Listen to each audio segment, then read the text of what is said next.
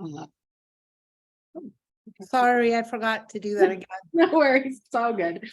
So, Alex, tell us a little bit as to why you chose today's reading, and maybe you can also talk a little bit about your work with Farm Lab and your experience with us. Okay. Well, I'll get to, since Lauren was talking about the metabolic studio and how, this came about. Uh, like she had mentioned, the opening of the tarmac at this tow yard. And I just wanted to give you the vision of the juxtaposition, how it's, we're in the middle of the city and it's a skyline of the city. And then all of a sudden this is opened up and you just see this big 60-foot circle of clay. And what started to just be observation of looking to see what would grow, and we had to determine if it was really clay or not. And that just went on as far as testing and seeing what it wanted to be, even before thinking of what to do with it. And through that, we go through the process of small amounts of testing and making things, which soon, obviously working with Lauren, it went 100% into let's see how much we can make for as a way to connect with the community. And we were thinking of things of what we can make. And the one thing that kept coming around is to make ollas. And that was a big task because they're big pieces, and to have a community learn how to do that would take a lot of skill and a lot of time for people to commit to. But yes. Before you continue, really quick, can you tell everybody what an olla is? Because I'm not sure if everybody know what an olla is, or maybe if you can show us. Yeah, I set one aside here, but it's it's known as a vessel, and it's a porous vessel. And I know that there's some ceramics here as well, but it's cooked at a low temperature, so it leaches the water out, and it's buried in the ground. And the way that works is that after the plant seeds, it'll find roots down, and it roots down onto the olla and around the olla to use the water that it's slowly leaking out. And but still, this wasn't even proven to us that this would work, and there was still skepticalness of how to do this and teach this. And so that began the process, and that was a lot of digging it out by hand and mixing it by hand with water and pouring it through different types of screens to take out all the organic matter. And then as the clay settles in the water, you have to take the water out and you're left with the clay. So there's other means that I do that are more practical for me. I put it on plaster so it dries it out, and then I'm able to use it, almost right away. Where other forms, you have to dry it out with, hanging in a cloth, let's say, and the water comes out. So this process, I had to ramp it up and, make a larger processing idea of it with bigger tables and bigger screens, and invite people to help me because it started to become quite a bit. The clay, we had to observe it. It has a lot of, I can show you, it's back here. And this is what it looks like color-wise. And it's very sticky. And what's unusual about, not just that I've never done something like this before, is this clay is very unusual. It's very sculptorish clay, and it's not like anything you're going to find at a store if you tried. So, that for one, just us putting it in our hands kind of was a big lesson of what it is and what it wants to be and how we felt about, holding it. It automatically connected us with the soil and became, its own story. With processing it, I think with the act with the public, I made about 800 to 1,000 pounds of clay, and this was just all by hand. It took several months, I believe, maybe even up to 6 months. I'm not too sure, but it became easier and easier. And through that process, we taught the community, and it's not just how they felt touching the clay, but it was the stories that they were telling while we were working together. We really got them to just connect on another level. And some people really got emotional just touching the clay and working with it, knowing that it came right next to the LA River and just feeling the unusualness of it. And then through that, we went through testing with the ollas, and we tried to find ways to better use them. With Farm Lab, working with them, we started connecting the Oyas with irrigation lines so we didn't have to water them. They're put onto a timer. This was elaborate. We did one of the things that we did is we hooked up about 35 of them that fed water to a cornfield. And that was part of a practice where those Oyas grew corn. And we did another community practice where people made seed pods with the same clay. And this was done at a farmer's market. And they were brought back to collect their seed pods and harvest corn with us and put the corn inside the seed pod. And we've been using this as a narrative with water and seed saving and growing that's been working really well. And it really helps the community, I think, connect to the Ellie River, especially because it's where we're working at, and gives them a better connection of land. And for me, my experiences with it, it kind of like I started realizing its connection to the floodplain. And Lauren works with also where the river flows, and underneath it, it's all clay. And it just makes me realize that most of us where we're standing, there's clay beneath our feet. There's an enormous amount of clay. So to think of it as an infrastructure or something that you would use, it's kind of limitless. There's a lot of it, and the way that it is, the way that it decays, and the way that you could use it is less impactful than most things that you would work with. That if we left it in the ground, it would just decay and become a microorganism again. And it made me think that how this clay, even if I made it, and if yeah, it's still in an infant stage. And no matter what I try to make, it's going to just live on and live on, even as it breaks down. And it will. So those are just some experiences. And I know that with Farm Lab, there's a lot more things that were successful with the Oya being a catalyst to pull out more lead out of the ground, because the way that it works with the plant and the way that the plant roots down, since the Oya is subterranean and you're not watering above ground, the roots of the plant want to find water lower. So they search lower. And in this instance, we have, let's say, toxins that are lower in the ground. And so it deep roots, and it teaches the plant how to do that, as opposed to just spreading its roots this way. And so the Oya really worked in that sense, and also helped us save water while we were doing it, which we collected that, and we took note of everything that we can to make data from all this. That's some of the experiences that we've had together. That's There's been more. that's great. And I know that Maru and I know that Tina also know about Oyas and about clay in this area. Are there other people in this Zoom that are working with clay? Lee is. Mary Rose is. Amy is. Janine is. My people. So that's a lot of us. That's a lot of us that are working with this material. And I'm just wondering, how would anybody like to jump in and ask Alex any questions about his practice, or jump to your own in that clay cohort? And dough, excellent. That counts. And just tell us a little bit about your work with clay and its relationship to what you make and what you give back to the earth.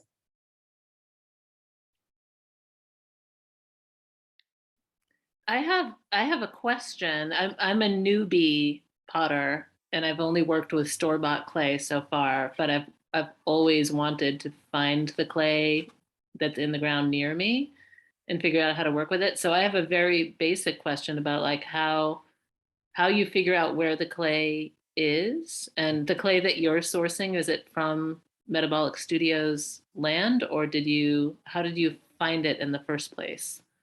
Yeah. Well, Alex, I'm going to let you talk about how we found it optically by but not because we were looking for it.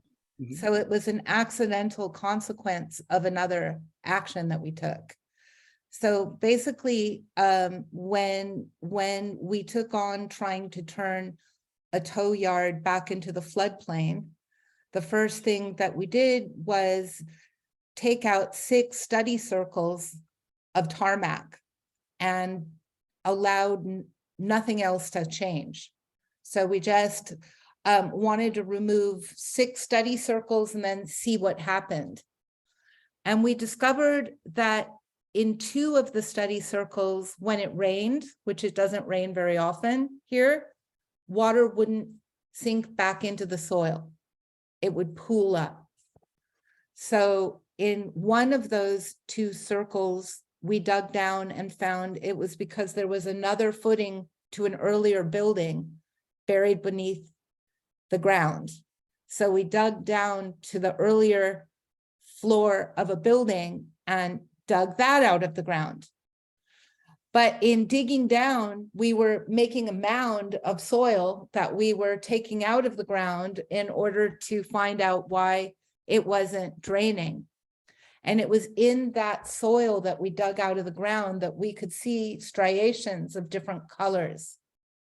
And in that color, we could see that it was clay. And Alex in particular could see that it was clay, but it wasn't self-evident. You have to kind of touch it and feel it, and even taste it to notice the difference. And Alex, I'll let you take over that question from there. Yeah. I mean, I get what you're asking too, because sometimes you just want to identify it if it's something, if you find it. And you know, when water does run off and it dries, it'll, because it expands and contracts, it'll dry and crack. And that's one obvious way to identify it. And then from there, you'd have to just do the simple test that I'll show you because I have clay right here. But you know, one way to just test clay is you make like a small snake like this, and then you would wrap it in a coil and you leave it like that to dry. And this is going to tell you if it's workable clay or not. It's going to either crack right here in the middle or have stress cracks everywhere, or it's not going to crack at all. And if it doesn't crack at all, then it's a good quality of clay in it. Even if it does crack in little bits, it still could be clay, and you could still modify it and use it in different ways, or turn it into a slip and use it as a glaze. There's many ways to use the clay. And like you said, it was, I mean, this is, you know, the practice of using clay is just so old that it's hard not to talk about history. But they did used to eat clay. And for the same reason that plants use it, that it absorbs the toxins in your body. So same way that a plant will take all the minerals from it and absorb its toxins, and so yeah, so there's a lot of history with clay and animals that still eat it. You know, there's birds in Brazil, and there's lots of animals. And I hope that helps you, you know, look for clay when you're out there if that's a sign. And sometimes you just gotta grab it and you gotta try it and you just gotta test it. So it's a lot of observation and testing. You know, the other thing that clay tells you is that there were animals around that site before, because, you know, clay is, you know, decomposing living things over time in the ground. So it would make sense to me, and that where there was water, there would have been animals. And so oftentimes near basins, like the Los Angeles basins, you'll find clay bodies. Clay body, not like a body, but but I think it's interesting that the word clay bodies is so kind of It's very similar. We're very similar. similar to clay. Yeah. But you do also feel when you touch clay. I mean, I'm not by any means a ceramicist, but I get a similar feeling when I work with clay that I do when I'm planting seeds. I feel the energy of the earth in my hands. And so I think that one of the reasons why clay has also been used therapeutically is that there is a therapeutic connection to post-human infrastructure and other than human beings that you're aware of when you see clay and you touch clay. It's a you know what I found fascinating. This is working with Farm Lab. It kind of took me out of just doing art to do art, and trying to understand this clay as a living thing. And one thing that came to mind is I always heard with clay that it has a memory, and I know that is from making a shape. That you're going to make a shape and it's going to fire and it's going to stay in that shape. So it has the memory of your hands and has the memory of that time that you spent. But working with Farm Lab has really taught me how clay collects a memory, and they call what's called primary clay is clay that gets blown in the wind, that's going to come down from the mountain and starts to it travels, it goes through water and it gets to different places, and as it's doing that, it's collecting all kinds of microorganisms and plant life and animals and just everything. So it collects this as its story, and then just the idea that that reaches your hand and then you're part of that story. And like I had said earlier, it's just in its infant stage. So it's just going to keep going. And I just found that fascinating. And that was my connection to it as a living thing and much more. But that was a real insight to look at it as what does it want to be? And it's hard to talk about clay without talking about fire. Because in order to make things out of clay that are durable, you need fire. So, and things that are made by fire also tend to withstand fire better. So one of the things that has been interesting for me over the last 7 years with climate change is thinking about the things that we can make that we may be able to contain after fires move through places. And one of my artist friends lost her home and all of her life's work in a fire 2 November of 2018, nearly 4 years ago. And when I was working with her to sort through that loss, everything that she had that was ceramic stayed pretty much exactly the way it was.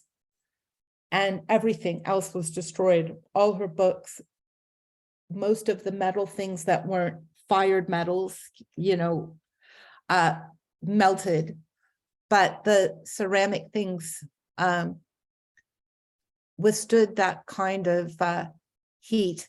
So it's an interesting thing to think about as makers, to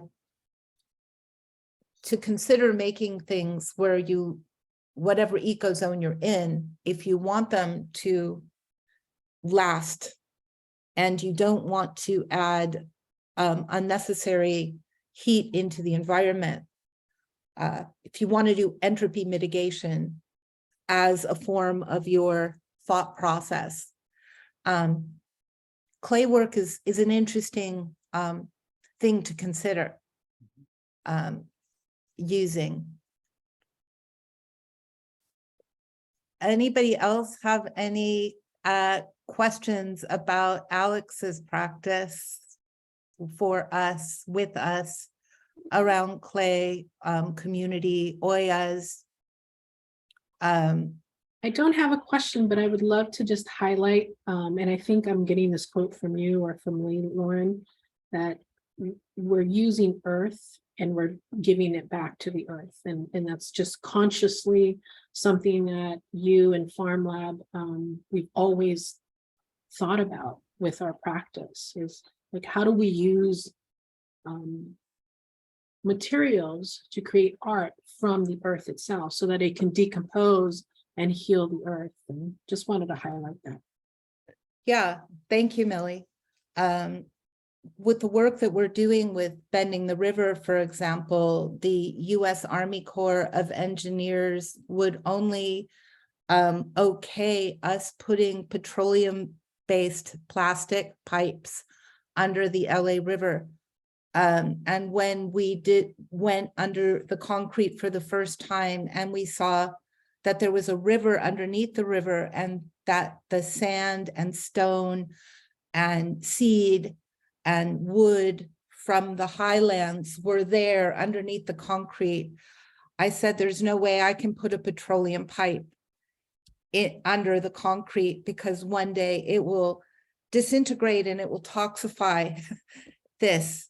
And they said, well, there is no other product that you can use. So thanks to Google, I discovered that not only is there another product, but the oldest sewage pipe company in the United States is in California, called Gladding McBean.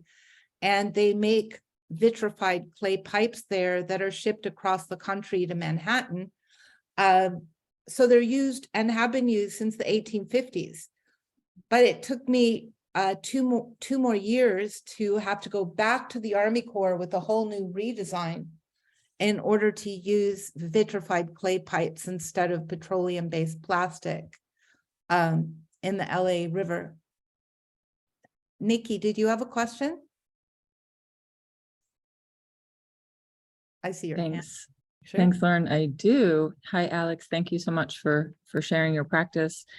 I'm not a clay person, but I was really fascinated by your description of primary clay. And I wonder, does that mean that there's a secondary clay and a tertiary clay?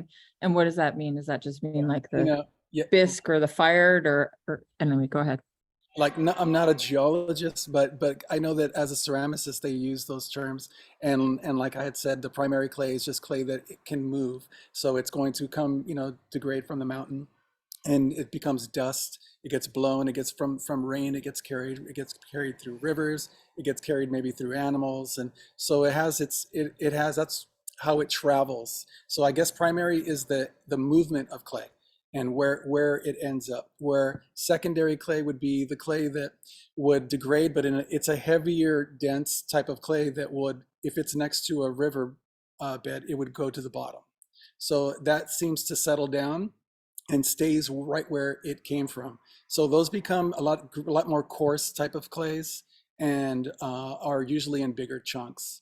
And eventually they are deeper in the ground. So as time goes on, they'll find them as far as when they're searching for clay, it's usually lower. And I don't know if there's a third or a fourth possible. Very cool. Thank you. That also reminds me of the readings from last week, I think, too, about the granite dust, or that kind of flows into other places. It's similar, and this is where you'll also find the floodplain with clay. So clay will stop the absorption of water at one point once it's filled, let's say, and then the floodplain will sit on top, and then you'll find the silt sitting right on top. So they are connected. They're next to each other. And with working with the studio, the studio is alongside the LA River, but it's a lot higher than where the clay would be in the LA River. But since they channeled it, the concept was that this could be clay from the LA River. And then once we took a core sample and went down to the floodplain level, and when we pulled it out, underneath the floodplain was this type of clay. So to me, it was the aha moment of it can't be that close that we're seeing this type of clay. And as far as infrastructure, a good part of LA and even our water aqueduct was made out of bricks. And there's a lot of brick companies out here. And so, that plays into how we worked with this area before it was channeled and became more urbanized. And that's why it's more of a juxtaposition now of seeing, everything built out, and you dig a hole and there's clay. For me, that was just kind of mind blowing. It was quite a lot of clay. So it was pretty impressive. Matt, would you be so kind? I saw you turning your camera to show everybody the big Gladding McBean pipe that Lauren was talking about.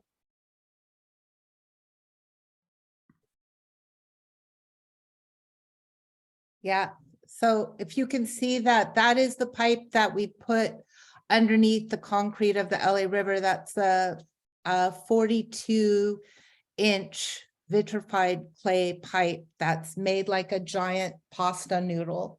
It's they move clay into an extruder that's 2 stories tall and push them out. They're really quite beautiful. Thank you, Matt. Is vitrified just mean that they're already fired essentially, or is there another? Vitrified means that they're fired till they're as strong as rock. So they're fired for 2 weeks.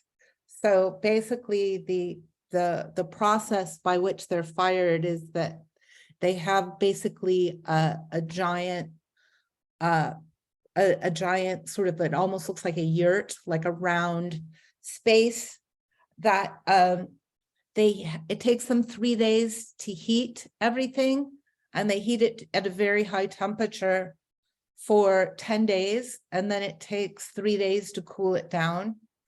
And then once it's cooled, it's as strong as rock, and that's what vitrified means. It's also one of the reasons is it's non-porous, so it won't seep out any water.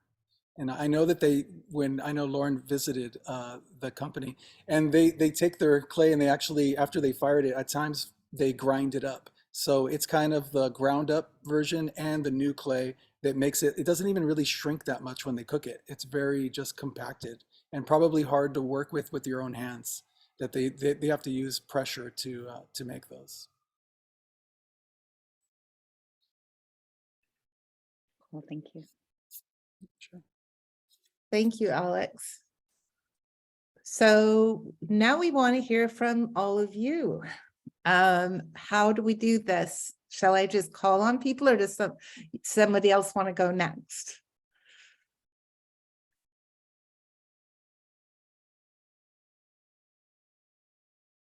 Alex, why don't we do the old popcorn game? You just pick somebody. Or I will also volunteer as tribute to What? You'll share. Yes. go? Okay, go for it, Mary Rose. Because so much of what is being shared is very related to where the pottery studio that my business partner and I have developed. It's her home, and it's in an area called West Hills now in Los Angeles, and it's right in the San Fernando Valley, the very west, tail end of the San Gabriel mountain range. And the pottery studio itself is her house, and she has developed the land with lots of wood chips and permaculture practices to give back to the land first and foremost. And the land itself is about a block or two away from Orcut Ranch, which was originally a Spanish mission. They would make bricks out of the limestone from the land there for the Spanish missions. So it was a Mason site, and they used live oaks. Some of these oaks in this area are 700 years old.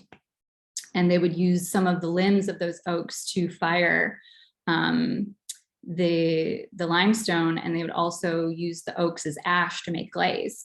So this area that I'm in was really calling for that type of energy. And that's kind of the mind we put into the studio. So right now, after developing the land, we've been tinkering with the clay that's in her backyard and mixing that into clay bodies. And we're also going through the gutters of it's a very urban area now. So there's just a lot of homes and cement. So we go through the gutters and we pick up things like pine needles and dust that are the runoff from granite and cement driveways. And that runoff is actually really wonderful for making glazes. So we're navigating a way to source and make pottery out of urbanized spaces and replenish the backyards and then use that as a teaching model. So I really, I'm so happy to learn more, Alex, from you and everyone here that has more to contribute. And I will popcorn to, how about Sarah? Sarah, you popped up. Okay, so I can talk a little bit about something that I'm thinking about. I actually work in this way too. I work at the Salton Sea, and I use I go there at different times throughout the year, and I use the water that's running off from the agricultural fields into the sea, and I use shore debris to make these figures. I don't know if you can see them. And so I make them at the site. I kind of make a clay out of the sediment that's there, mixed with the shore debris, which is mostly barnacles and tilapia bones.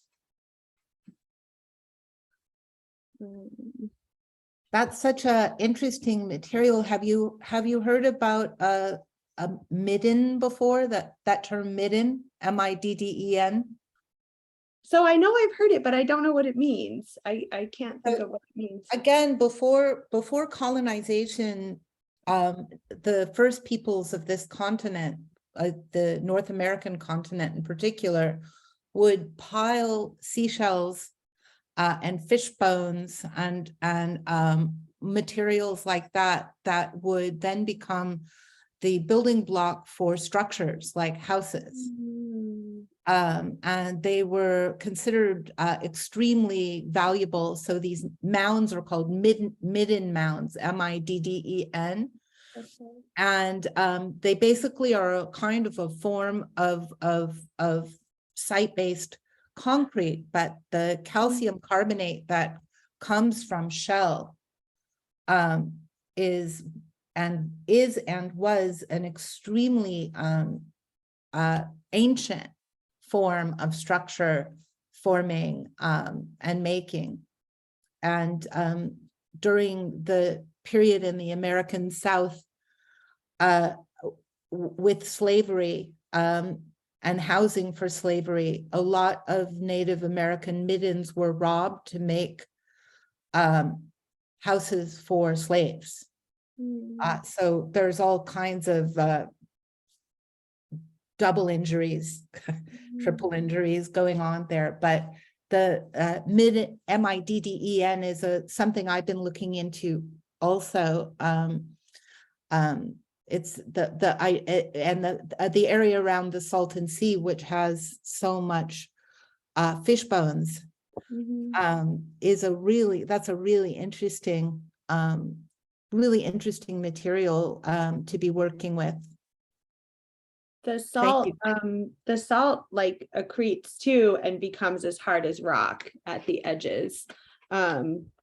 Yeah, I was just there, and it's funny. Some days I'll walk out towards the water and sink down, and other days it's hardened. It's like completely hard, and I can walk right to the water's edge. Oh, I'm gonna popcorn. How about Eliza? Hi, everyone.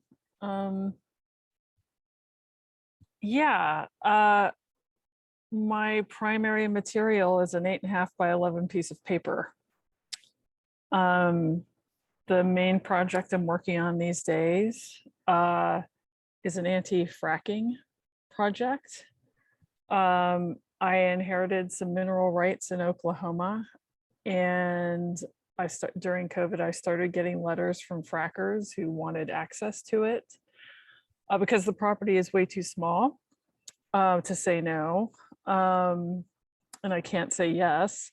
My practice is being as annoying to frackers as possible, so I'm giving away the property. And it's been a long haul.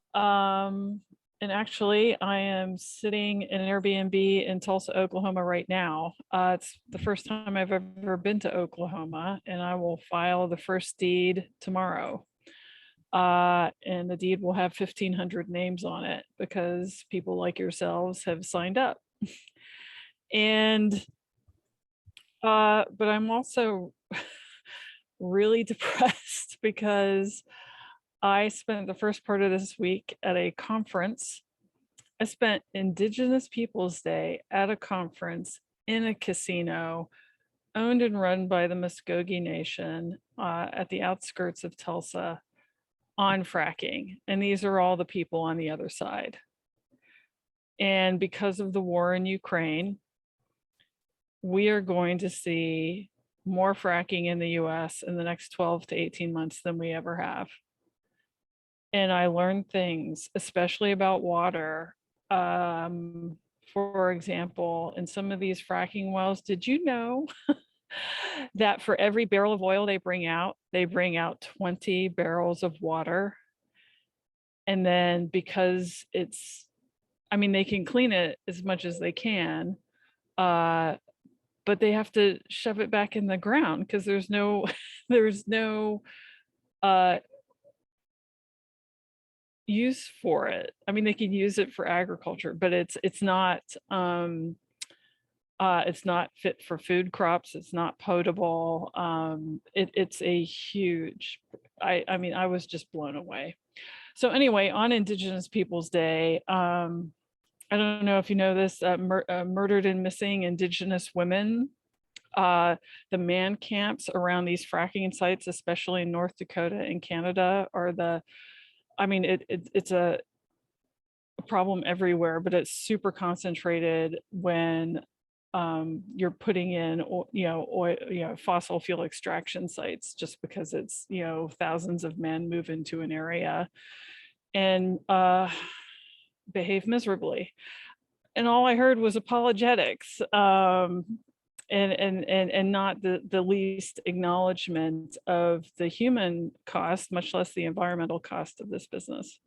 So me and my project is not, I feel like it can be something. And now there are actually 7,000 people have volunteered to own different properties. It's not nothing, but in the face of what is happening, it does seem quite small. So Eliza, sorry, can you describe your project? Like, is the project to organize individuals to buy properties to prevent fracking on private property? Like, what is that? That is where I would like to go. Right now, I'm just mobilizing people to put their names on deeds. So for example, and it's really just to slow down the frackers. So in just talking to me, the frackers do by law have to attempt to negotiate with all the owners. And so this 3 acres I'm giving away in Oklahoma, hopefully as of tomorrow, it will be owned by 1,500 people, and the frackers have to spend time and money, with lawyers to go address all those people. And all the new owners will be, can just ignore any entreaty from the frackers. What I would like, I just pitched this last week, in terms of repair and reparation. What I've learned is mineral right owners like me often don't have a choice. The fossil fuel companies will just push you around, but in the end, they do have to pay you royalties if they frack. So I am going to, so when I get back to New York, I'm going to send postcards to 5,000 New Yorkers who own Texas mineral rights and they're getting royalties, to give them an option. And it's going to be very extremely narrowly focused in the beginning. Perhaps if it takes off, we can grow beyond this. But I am talking with folks, Native and Black folks, specifically working on getting people's land restored. It is called curing title. you know, whether it's been lost through cheating or theft, or just because records have not, you know, for a variety of reasons, have not been maintained. So there, you know, lots of paralegals running around the, you know, rural parts of the country, helping people, you know, repair their family histories and regain title to their land. Very much a work in progress. I don't know if it will work, but to give mineral right owners a place to funnel their resources to perhaps do some good. So convert really dirty assets into maybe some good. Because right now, environmental organizations will not accept these assets because they're dirty and totally antithetical to their missions. Oh, cool, Lauren, thanks. All right. Thank you for sharing, Eliza. So can you go back to your first statement saying you're working with paper? Yes, it's a, Eight and a It's- half by 11 sheet of paper. And it's well, because the is that a work was- metaphor or is that for like real? no, that is real. It is a deed, a deed that will transfer title from me to 1,500 other people and others in other properties. In that it's the power of, it's just finding this very narrow opportunity, perhaps within the law. Right. And I'm calling it, instead of civil disobedience, it's uncivil obedience. This is entirely legal, but no one has tried it. Like there is no limit to the number of people that could own this property. That could cause endless headaches.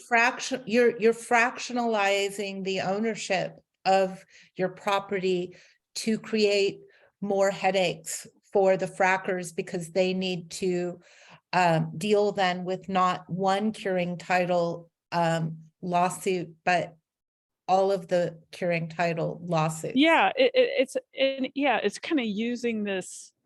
It's totally messing up the chain of title, which creates headaches for people who want access to those minerals, and those minerals by US law.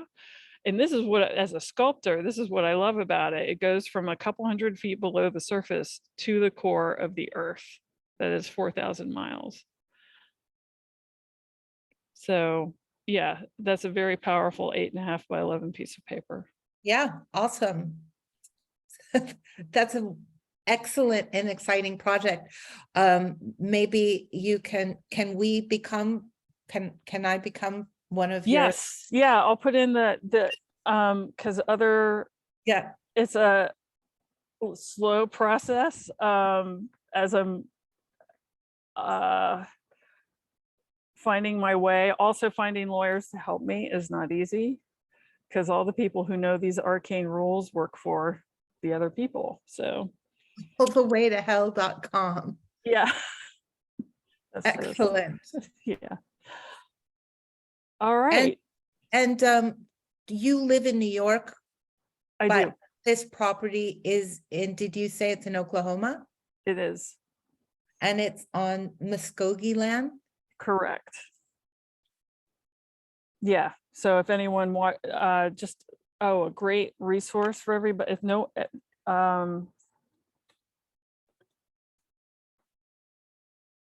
for those interested in Indigenous access to land, this land podcast is the first season. It is about the Muskogee Nation is duking it out at the Supreme Court level.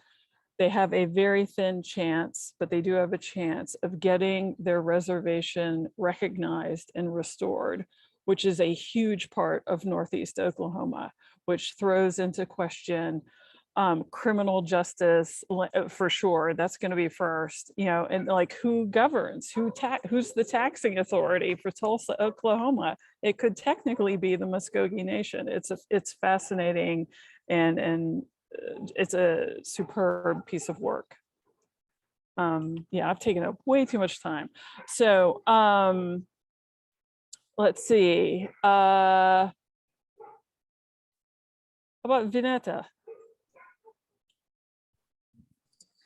I feel bad to go after that. You're like so engaged in making the earth a better place. I feel so honored to be in ripple to that. I used to make things. I love things. Yes, I can share. I put together some images. Let me share my screen.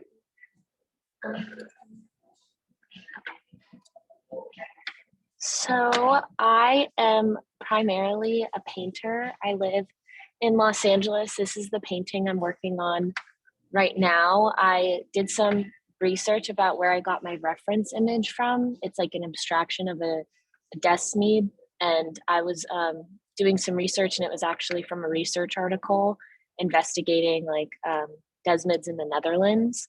So I've been thinking about how I could maybe be a little more intentional about where I'm getting my resources from and where I'm getting like these organic structure photography, and like try and tie it in to the process of the painting and try and think about how to integrate that. But this piece is primarily a deep dive on the relationship between like organic structures, cybernetic structures. So I was kind of looking at code thinking and also logic structures. If you look at the fine lines, it's kind of an abstraction of a Fibonacci sequence sketch research that I did.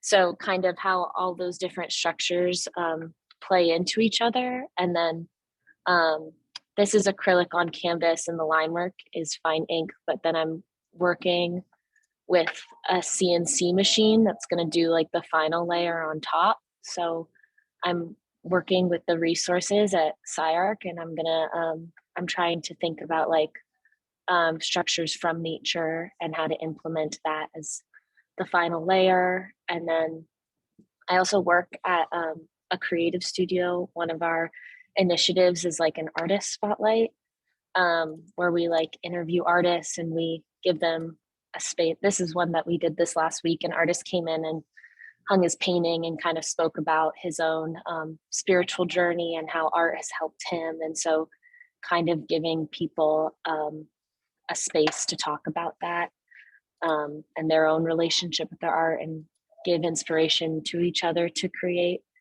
And then since I really enjoyed hearing Alex about your process, it's like so awesome and well researched, and also just like connected to the earth. And I thought it was really, really inspiring.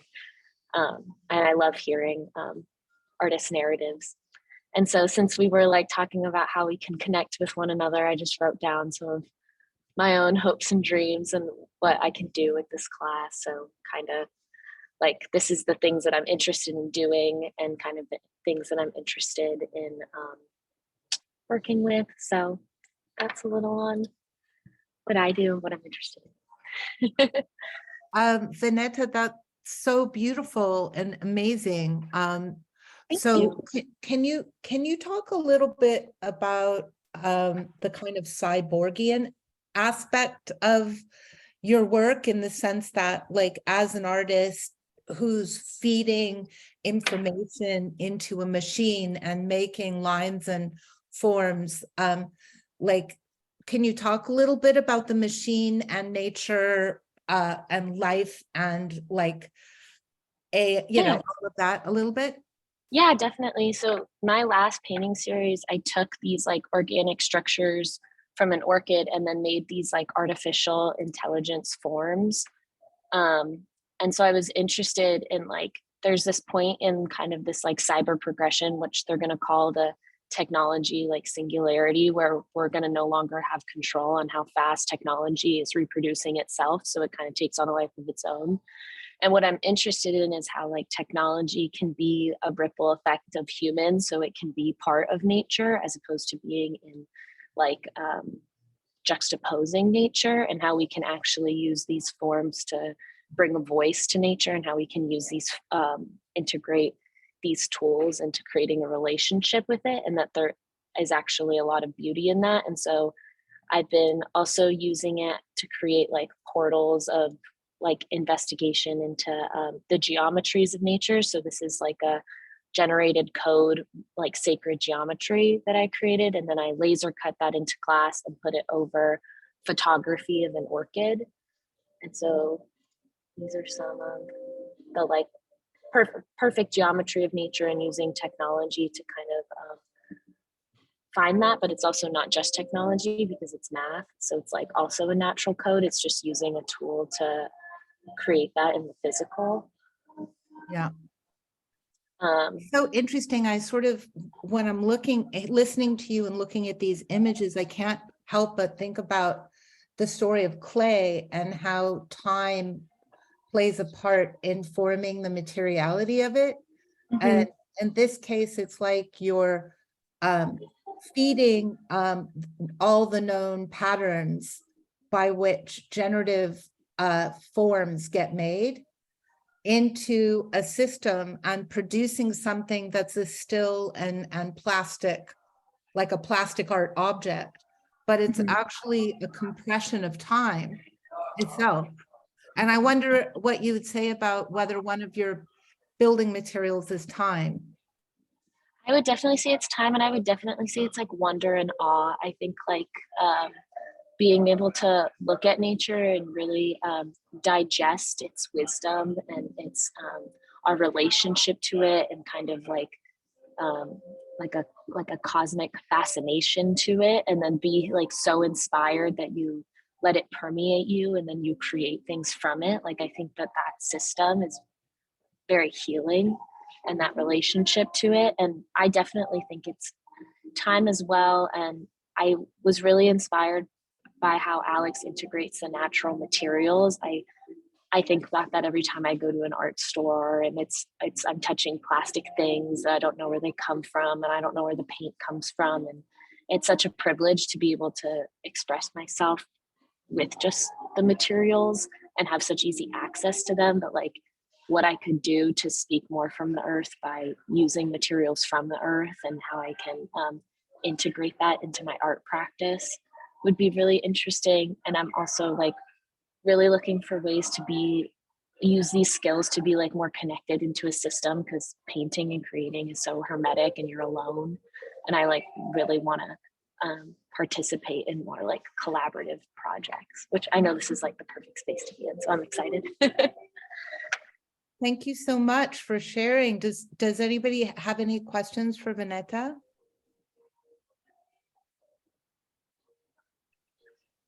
Have you done any larger scale works, or are you interested in going big at any point? Yeah, I did a mural. I think it's on this website. I did a mural on my parents' house. They're architects. And so I think this is gonna load. I did a mural. It was about like, here it is. It was kind of about like my dad designed the house. So it was kind of about how your house creates your thought structure, and then your home isn't just your home. It's like a ripple effect of your ancestry, and kind of, this is like our family flower, the bird of paradise, and like how the privilege of a home is being able to like continue your family legacy. And it was really cool to get into this like thought experiment with my dad, because the design had to be in tangent with his own architecture practice. And so this was like the first really large scale thing I did, but tending to like paint bigger and bigger onto like 5-foot canvases and things that no longer fit in my car. It's gorgeous. I love the ancestral collaboration too. Yeah, it was cool. It was a cool collab with my dad. Thank you guys so much for listening. Thank you for sharing, Vineta. Very beautiful work. Thank you. I will popcorn Jess, since she asked the question. Well, y'all, I have a confession to make. I'm not actually an artist, but I am a cultural producer. I am, and my father's an artist, so I spend a lot of time with artists. I am currently leading the Artist in Residence program at Google. So part of the work I'm trying to do now that I've infiltrated is redistribute wealth to artists, A. B, work with artists who are engaged with these thought processes and these practices. And I guess my aspirational vision for that work is to continue to instill and educate around the value of art and artists in society, full stop.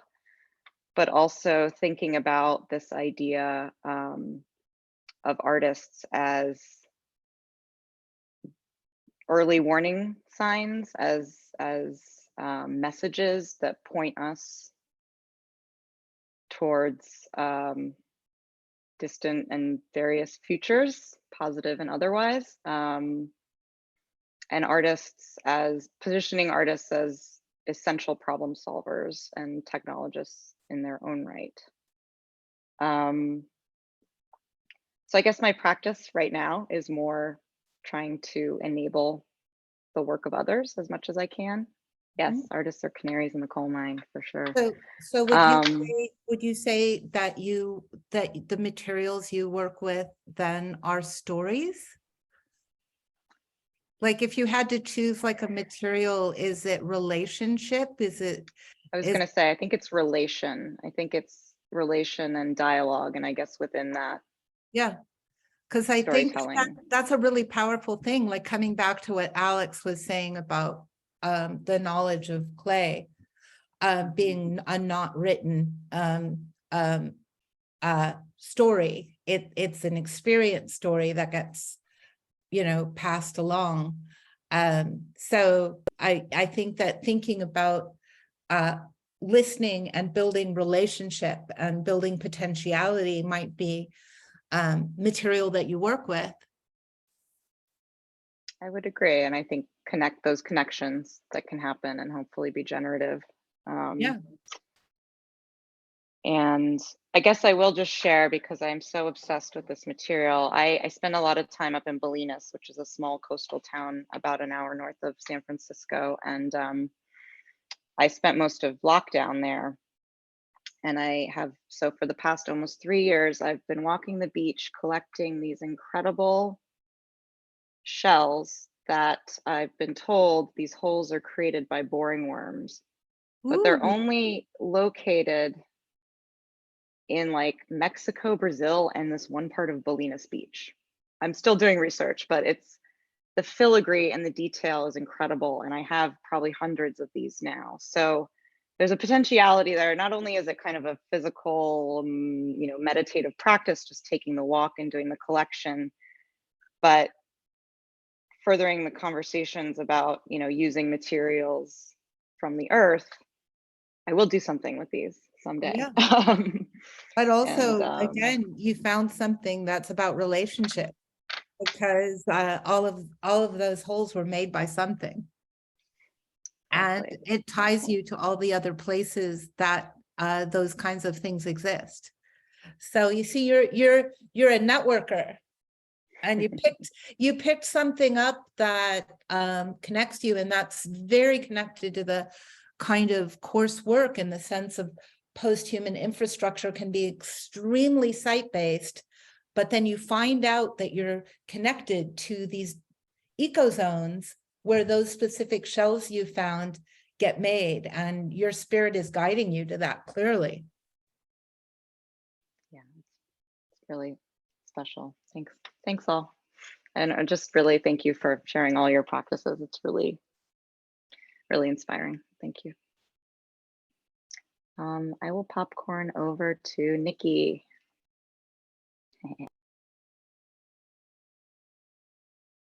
Thank you, Jess. I feel the same way, echoing how incredible it is to hear you all describe your practices. I'm greeting you from the lands and waters of the Abenaki in the Dawnland Confederacy. Places are medicine.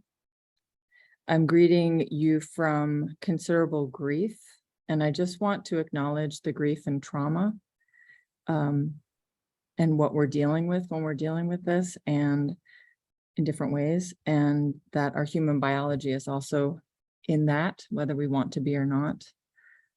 Just want to acknowledge that, make space for it in the room. And I am not an artist either, Jess. I am a relational designer, and I'm a design advisor for a Japanese startup.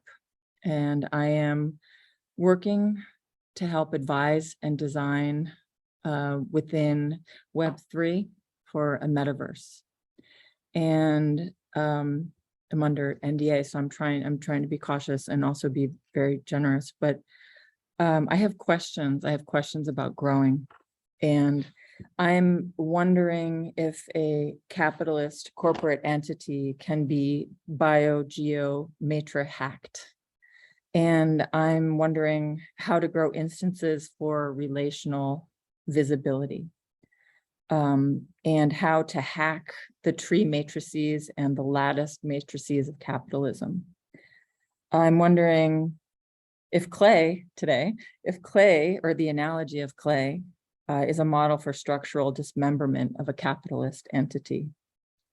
I'm wondering, how can geo, evo, eero, motion hack machine learning? I'm wondering how agency of wisdom and knowledge can hack capitalism. And I'm wondering, can matra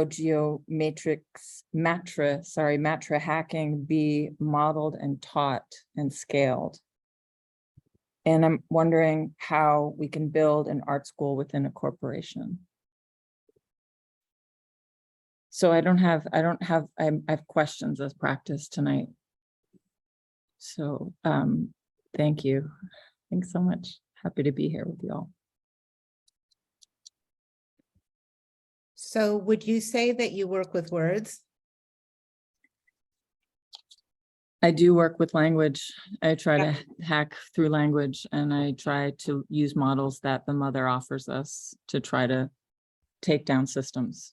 Yeah, because those words are like, that was a poem that you just read. Thanks, Lauren. I would love to hear it again. Would you mind? You said I wouldn't mind. I don't want to take too much time, but I don't mind. I'll do it a little you just quicker. said so much. I love the idea of bio-geo-matra hacking. That is that's incredible. Yeah, go for it one more time. Okay. Questions about making and growing. Can a capitalist corporate entity be bio-geo-matrix hacked? How can we grow instances for relational viability? That's from Hallam, for hacking the tree and lattice matrices of capitalism. How is clay, or the analogy of clay, a model for structural dismemberment of a capitalist entity? How can evo, eero, geomotion hacking hack machine learning? How can the agency of wisdom and knowledge hack capitalism? Can this bio-geometric matrix hacking be modeled and taught and scaled? How can we build an art school within a corporation?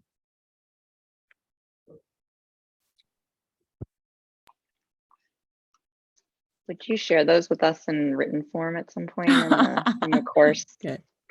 dashboard or whatever? Thank you. Okay. That's incredible. Yeah, thank you. I will. I'll process them a little bit, but I will. I want to openly be working with this too. And I, I think that, again, when we're thinking about what do we work with, I would say, besides working with language, I think you're also working with questions. Yeah. Ennobling questions. Yeah. Yeah, I'm sick of hearing answers, actually. I'm really sick of it. And what you were saying before with Jess, like, are you working with relationships? That is literally where my practice shifted from being an artist producing objects to being a designer. I mean, I've always been a designer. I just kind of dabbled in art for a while. And I think relational design makes a lot of sense to me. Less object oriented, less about the conjunctions, in between things. Mm-hmm. Thank you so much. Thank you. But listening to what Eliza is working with, and listening to like it seems like there's a lot between Jess and you and Eliza. We have some people working with systems as well. Mhm. These are yeah, and I would say that Vanessa's working with systems as well. Mhm. So and honestly, I think clay is also a system. So I just want to like call out systems thinking in this cohort, you know, and these things that connect us, you know, that we all understand these ennobling questions that Nikki is asking and want to see them and hear them.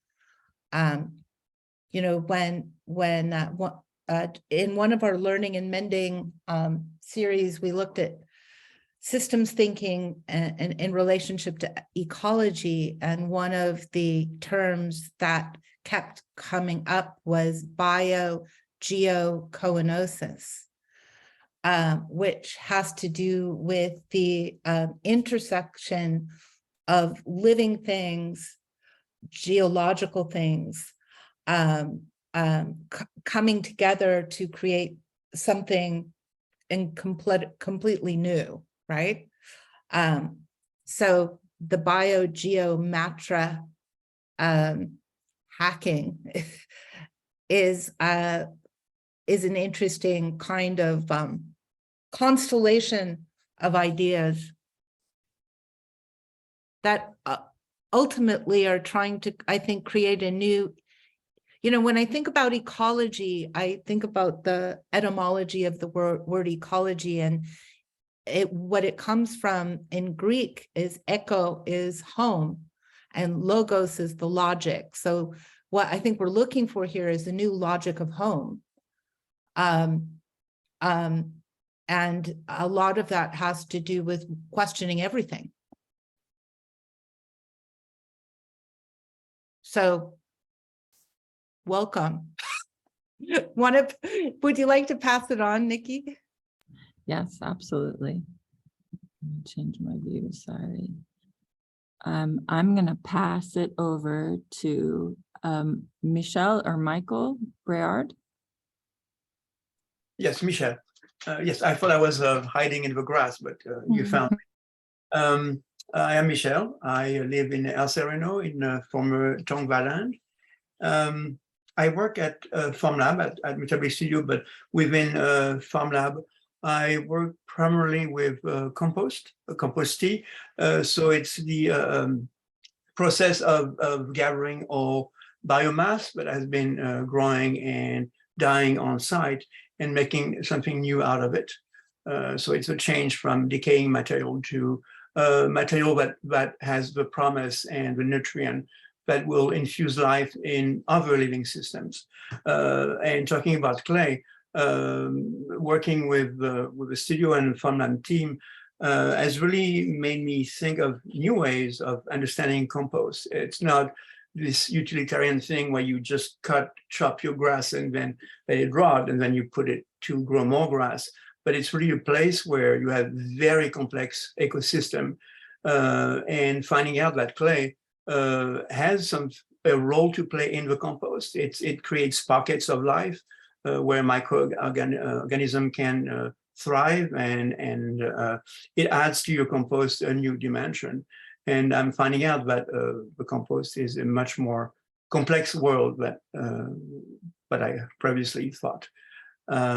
So working with the team, it's really made me question a lot of the things that I had learned as a grower that were just textbook application, and then all of that has been changing a lot lately. And I'm very glad to be here and finding out what other creators and artists are doing. And I will pass the baton to Marjot. I'm not sure. Yes, I'm not sure about how to pronounce your name. Go ahead. Thank you. Yes, it is. Should I go ahead, or Lauren, do you want to say something? No, go ahead, Manjot. I would just say that Michelle is chosen next week's reading, and it will be our visiting artist next week. So we'll get to speak more with him next week. Okay, sounds great. I'm a visual artist, and my practice, I sort of like navigate between painting and drawing and interactive art, where I like my audience to participate for the completion of certain artworks, depending upon where I am, what I'm doing, and what is the possibility. I would like to share my screen in a few minutes, and the content of my work. I love to explore the relationship between humans and more than humans, and with certain number of my paintings, I explore the idea of post-binary, and then I also borrow a lot of images from history and mythologies of different cultures, and especially that of Hindu mythology, where I kind of like use the idea of speculation and fiction, where how nature is trying to revoke or re-invoke the icons of fertility to sort of like create narratives and create stories, build new mythologies for their well-being. So presently I'm working on this project, which is called the Parliament of Forests, Fertility Gods and Goddesses.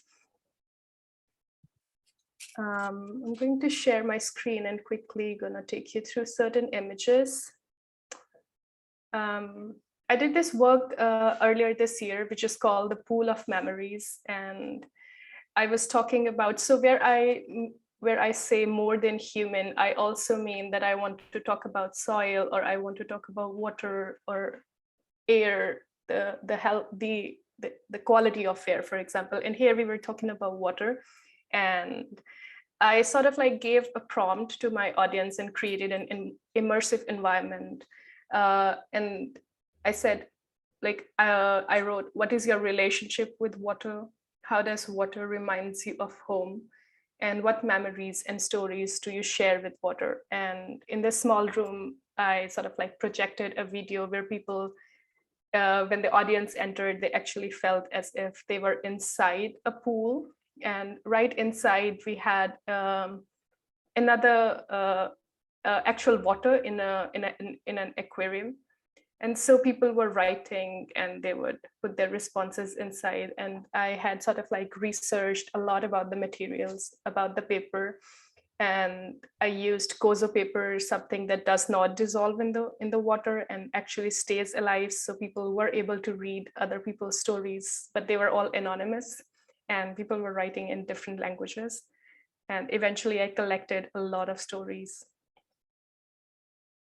And as per my painting practice, I work with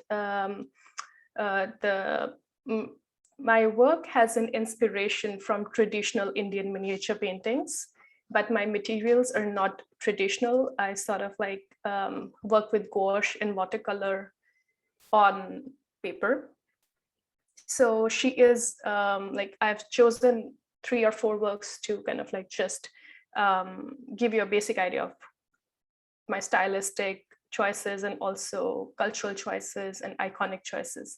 So she is Lajja Gauri and she's giving birth to an ecosystem. Primarily, I found some of the reference images on internet, and these are some of the ancient sculptures found in various places in India, where she is a goddess of fertility, abundance, and sexuality, now forgotten. And her face is replaced with lotus, and at times she has a pregnant belly and at times not. And her sexual organs are bare. And then I thought, how about if she's giving birth to an ecosystem and just replacing and twitching a little bit? And then similarly, I was looking at another Egyptian icon of fertility, and the goddess's name is Tauret, and she's the composite figure of hippopotamus, crocodile, lion, and human. And I thought of how about if she takes birth inside a botanical womb and that she herself now gives birth to a tree. And I reimagined her as per my imagination, that now she's giving birth to a tree. And when I talk about botanical womb in itself talks about the idea of how do we demodernize the body of women, and how does women gets the sovereignty of choice over their bodies, of how do they want to live and what choices matter to them and does not matter to them. And then I thought, while I created this work, I thought I also wanted to create a botanical womb from the outside. If this is a cross section and if she's inside, what would the womb look from outside? And then I did this work. It's a very recent work I completed a month ago. And when I said post-binary, I'm also like making this body of work. So this takes references from another Indian literature classification of heroines according to their relationship with their hero, and if they are in the state of happiness, if they're in the state of love, or if they're anxiously waiting for them, if a heroine is making a bed for them. So usually the hero is male, and it's more like a binary notion. I thought of like, I want to deconstruct it and replace the female heads with those of extinct or endangered birds. And then I started creating these stories. I'm gonna take you quickly through that so that I don't take too much time. And then she's another heroine who is sort of like struggling on the ground and does not want to feel easy until and unless she sees her hero. This is another heroine whose name is Vasaka Sajja. And she's sort of like, she's making her bed and is ready for reunion, and her face is metamorphosed with common house sparrow. And then this is another one, Utka Naika, who's anxiously waiting for his hero to come back. And then there are very conscious choices of the ecologies around pertaining to the choice of the bird.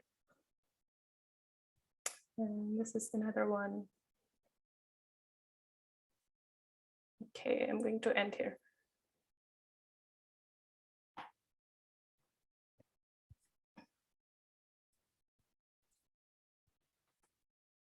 Yeah, so feel free to like, I would love to listen your inputs of what do you think about, or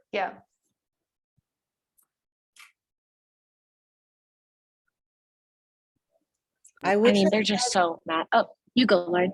No, you go. I was just gonna say, I mean, they're just so magical. Like the whimsy, and then the depth of like the connection to the like to everything. They're just really incredible work.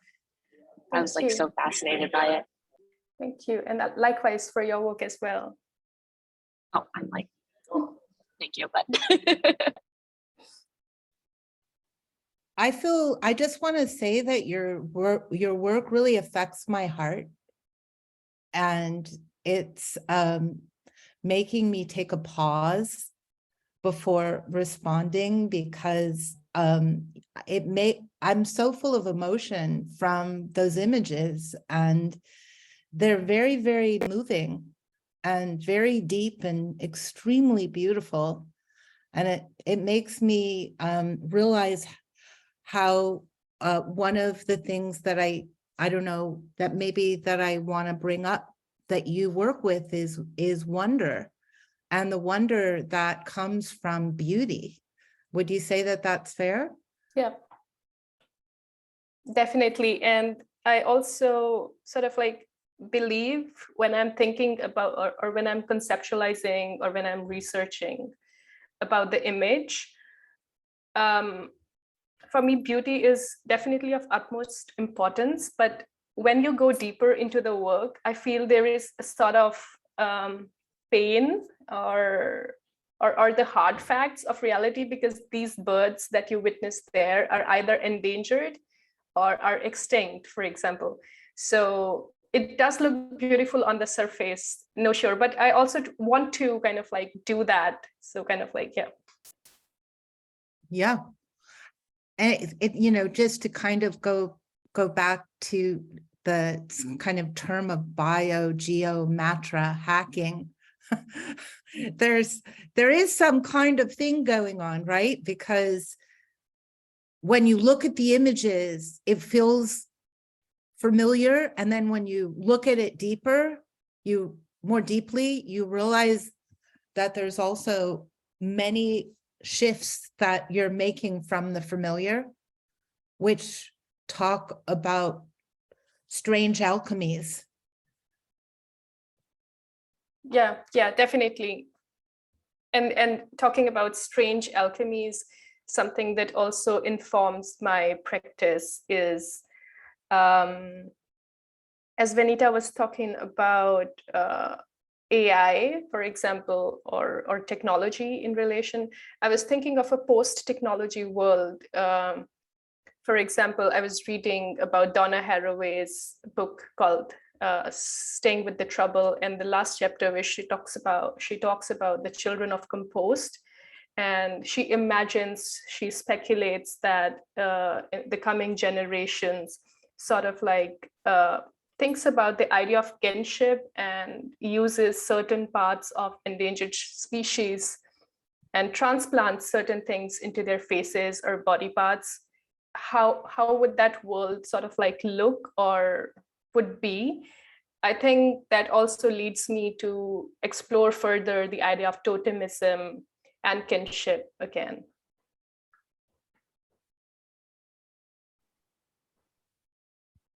What are you working with? What are the materials that we were looking at there? Yeah, you were looking at, the first project was more about water and video and paper and pens. And the second one was about gouache colors, aquarelles, brush and paper. But apart from that, from last 2 months, I've also been thinking about, I've got some stuff up here. Like I've been collecting a lot of driftwoods. I've been visiting to forests since I live in Vancouver, and there is temperate forests all around me. And I have also been collecting some dried leaf of different colors, and I'm thinking to sort of like make some more materials by sort of like crushing them and then using them to the paper and sort of like finding certain abstractions within the realisms that I'm sort of like creating. And these woods would be used to create, as I said, I'm working on a project which is called the Parliament of Forests. So I want to use driftwood, which would be present while the works would be displayed alongside them, but I still don't know how, and I'm still thinking about. So that's a question that I'm sort of like dealing with. Interesting that you and Jess are finding things on the seashore that are speaking with you in your processes at the moment, you know? That you're listening to them. You don't know quite yet where either of you don't know where they're taking you, but they're relational. Exactly. And, you know, I just wanted to bring up another kind of ecological idea, and that is that the place we find the most diversity is the edge condition. So the edge condition between the sea and the land brings up these things you find, like the life inside the sea that brings a shell to you, and a piece of the forest that ends up in the sea and then comes back to you again. Reminds me a lot of these reworking of mythologies. You know, the idea that, you know, the story is coming back to you in a new form, but it's been reworked by time. Oh my God, this is fantastic. I had never imagined it like that, since I love to spend a lot of time where water meets the earth. And I don't know why it attracts me so much. And I just love to look at waves, and the way you've put it, the reworking or the remaking, the mythology with the time. It's fantastic. I simply love it. Thank you, Manjo. Thank you so much for sharing your amazingly beautiful work with us. Thank you so much. And also to everybody for the beautiful comments that you've made in the chat section. And apart from that, I feel sort of like awestruck by listening to everybody's and looking at other people's work. It's fantastic. And I would like to popcorn it to Grace. Hello. I am thinking more than making. I am working with the symbol of a Chinatown gate, which is a diasporic symbol that I guess because that's part of my culture that I've inherited. And I am thinking about how to address this monument-like structure in new ways. I've been having conversations with artists who have worked with the symbol. In my city, the symbol was removed. But because of this rupture, there's an opportunity to think about how this material can be expanded and explored. So this is why I wanted to take this class, because I wanted to think of questions about how monuments can exist on land, how monuments that are from like a settler position, a racialized settler position, can be on indigenous land. So yeah, just thinking a lot right now instead of making. So you're working, would you say you're working with just being, you know, you're trying to be with your material rather than manifesting, you know? Yeah, at this moment in time. Yeah. Yeah. Mm-hmm. So you're working with not making as a theme in your practice.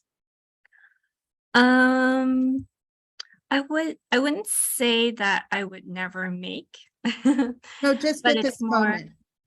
yeah, in this moment, I'm more thinking and gathering, and being a little bit more like temporary with if it's objects, it's temporary in public space.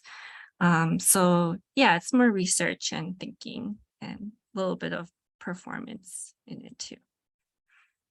And you mentioned your cultural you know, inheritance and the idea of the gate. Mm-hmm. Can you say a little bit more about that? How is that playing in your mind? Right. So I'm learning the Chinatown gates are iconic symbols all across the West and all over the world. They are a symbol of migration, of diaspora, which I am connected to.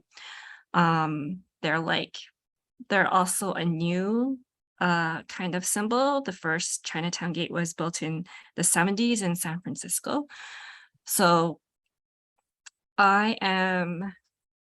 this is a symbol that is a diasporic tradition that I would like to explore and expand, from my aunties and uncles who have in the 70s and 80s who have perpetuated this kind of momentum of the symbol. It's a kind of like a repeat of Imperial China. So me as a child of an immigrant, do I still want to look to Imperial China to be a symbol of me, to be a symbol of my being on this land? So exploring that and what kind of materials would express that while acknowledging this rupture that has happened and and the responsibility that I have being hosted on the land I am on.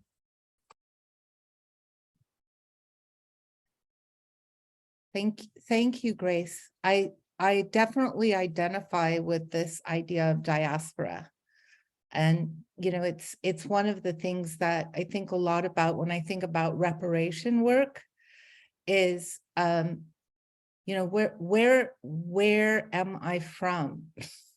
Where, you know, how do you resolve being in a condition of diaspora when you are living your people have been living in a diasporic situation for a long time, and what are the symbols of that, and what is the ethics of mark making on the ground when the ground isn't yours to make any marks on? So like I'm wondering whether would you say one of the things that you're working with are the ethics of making an identity?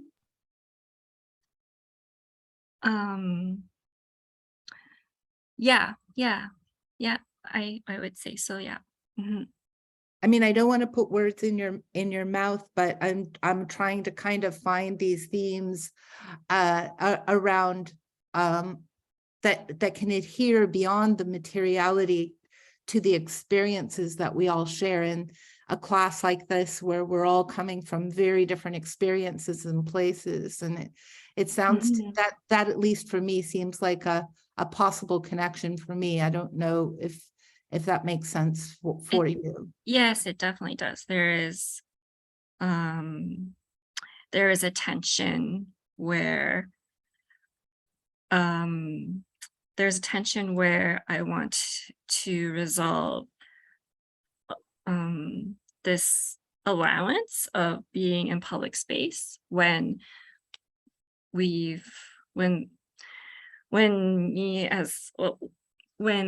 Chinese settlers have been oppressed, but also have been used to oppress. So yeah, there is a tension there. Thank you so much for sharing that. I appreciate your honesty. Any other questions for Grace?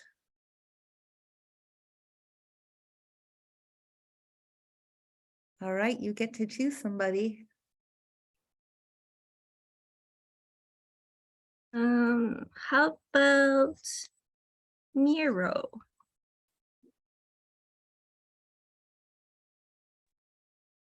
Thank you, Grace. Hi, everybody.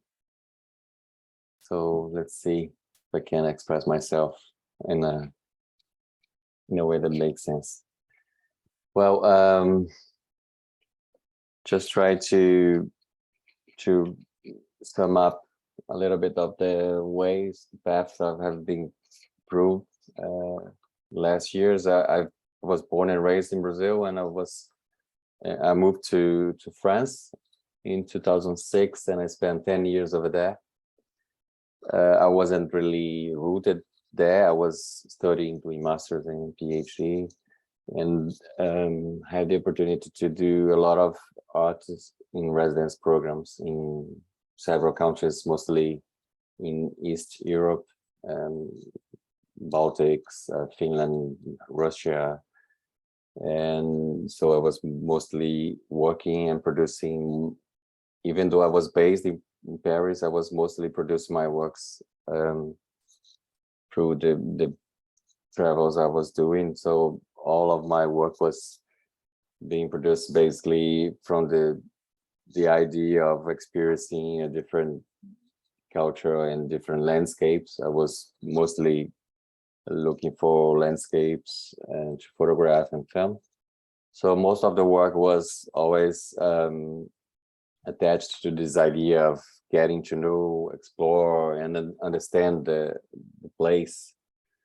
And with these explorations, I think I was always thinking about the local and the global elements or dynamics. And also all the time when I was thinking about and trying to understand the foreign place, I was always thinking about my own history and my own place, which is Brazil. And yeah, even though I have 2 family names from Portugal, we can't really trace any origin from anyone in Portugal. So my whole history is based in Brazil. So all of that to say that when I moved back to Brazil 10 years later, I was trying to somehow shifting my objects and trying to relate with and approach objects from here. So recently I've been exploring some projects over here. I would like to share with you a small clip, 1 minute, 20 seconds. It's a trailer of a recent film I've done with a friend, Gabriel Menotti.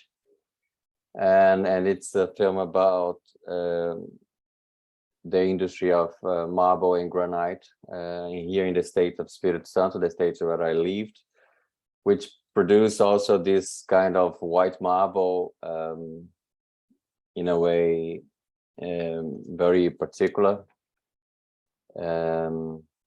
And yeah, we'll just share some this small clip and then I come back to it, okay?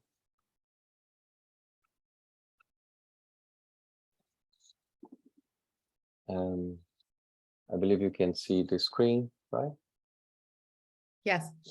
Are you seeing the whole desktop or only the film screen?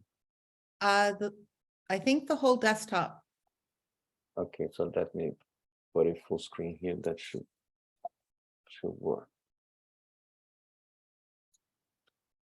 No.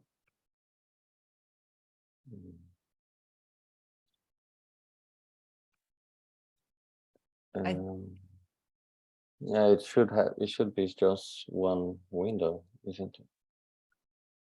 Maybe you can pull it out.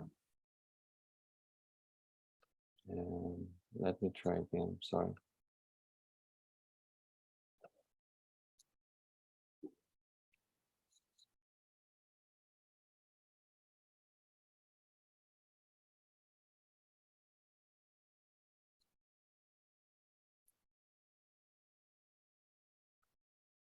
No, sorry.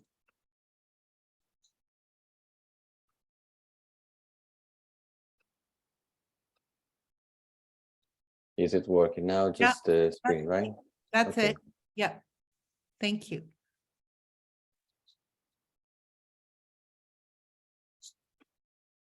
Let me know you can hear the sound. I don't think No? the sound is on.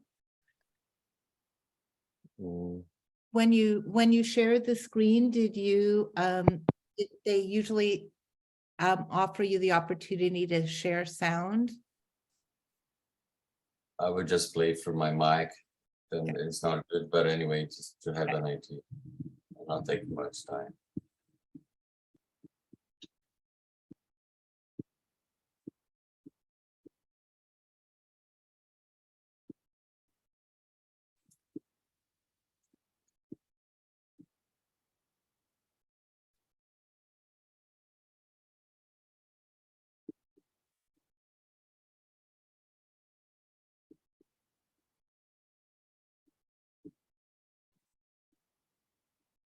而景观只是自然的一片剖面吗？覆盖着光线或草地或图像格式纹理。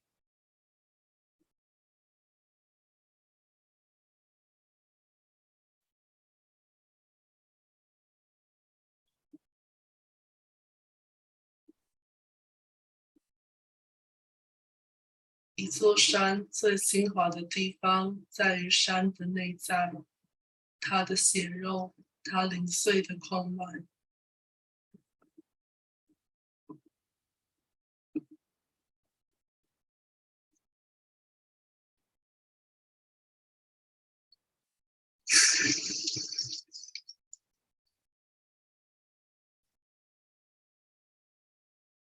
Yeah. So this is really of a short film.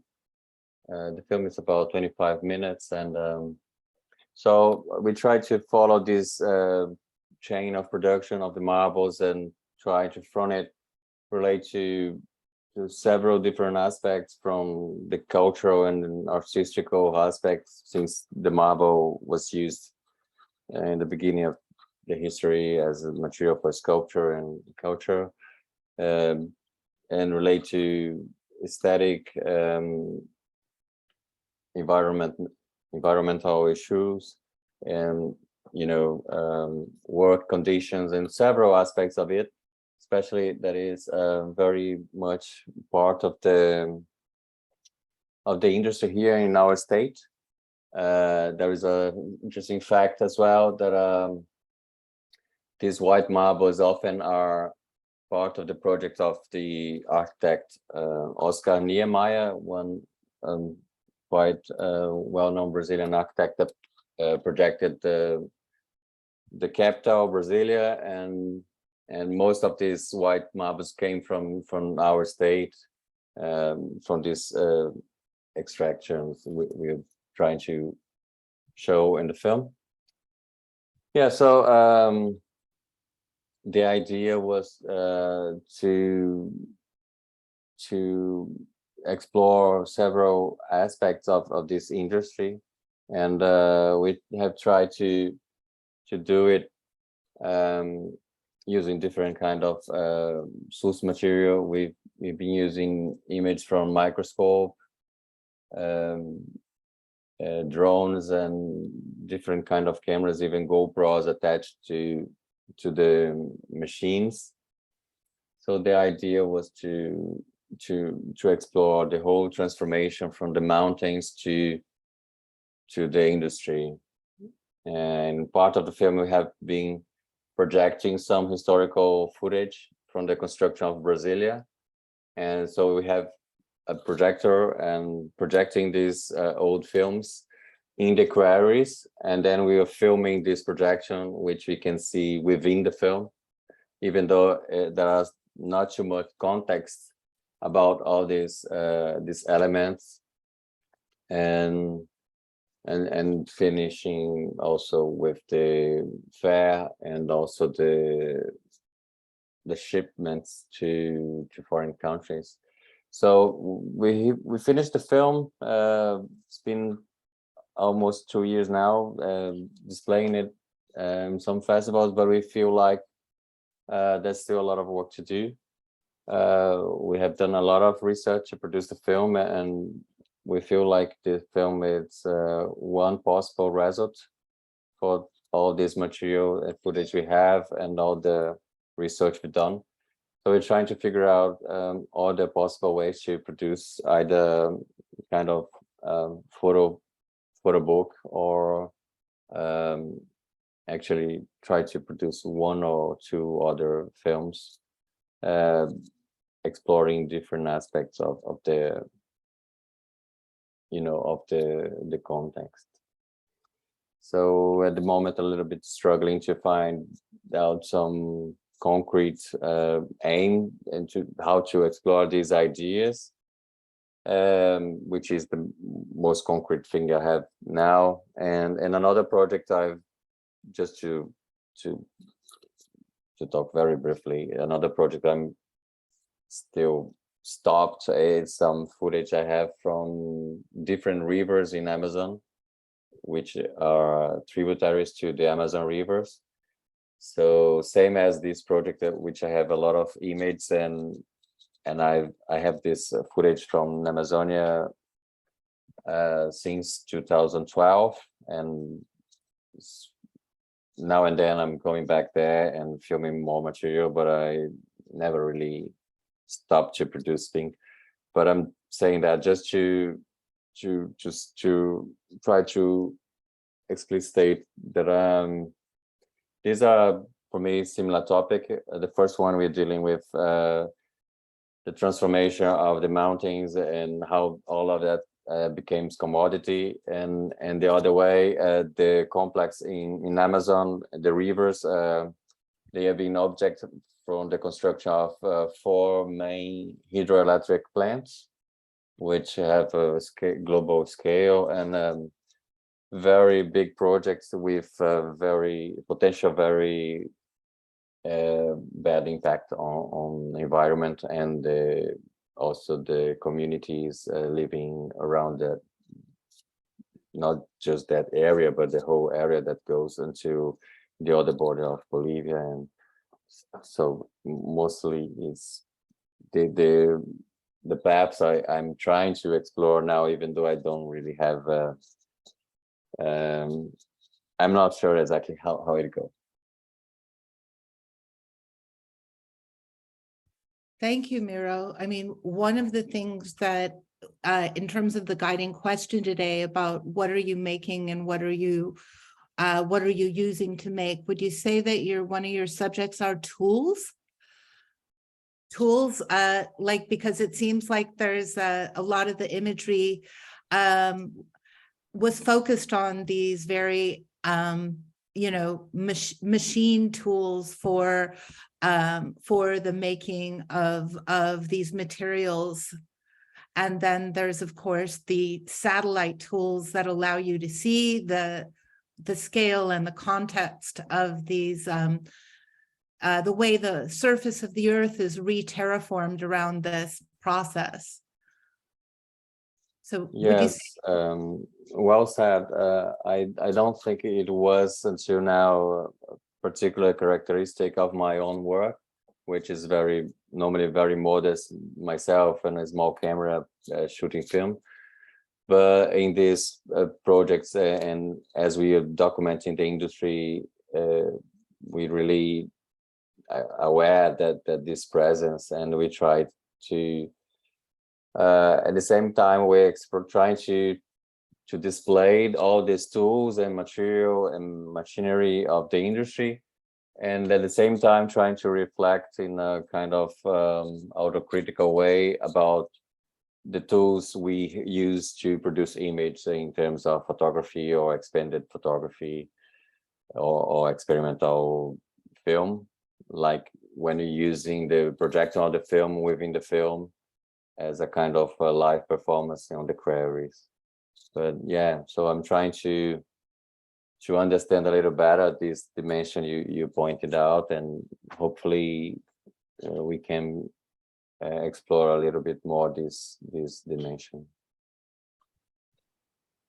Well, I'm going to suggest we have a 5-minute break, if that's okay. And it feels to me we have a half hour left, and what I'd love to suggest is that after the break we have a look at one of the 2 readings that we were going to do this week, which is sort of setting us up for next week's class, but that we come back next week and start by getting the rest of the group that hasn't yet shared about what they're making and how they're sourcing their materials and how they're giving back to begin that way next week and stick with the one reading I have for this week. Is there anybody that minds doing that, would prefer to keep going with the shares this week, or really has a burning desire this week to share? I can't make it next week. I'm going to be traveling. So Stacy, would you like to go ahead and share with us then? sure. Is it okay with everyone? Yes. Okay, great. I'm popcorning myself. So I'm going to share I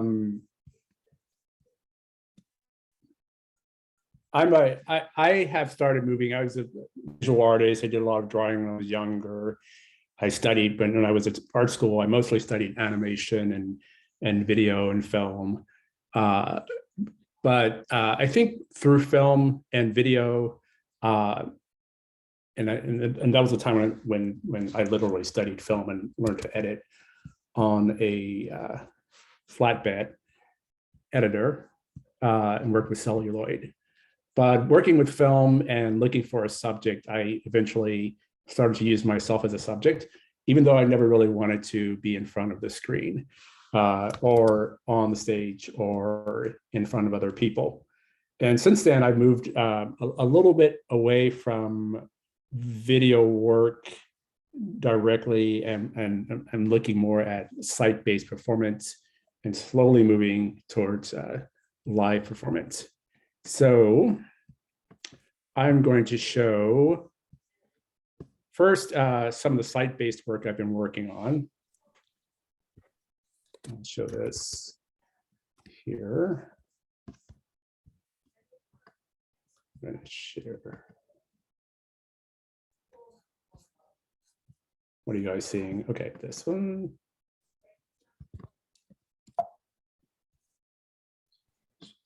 Try this again.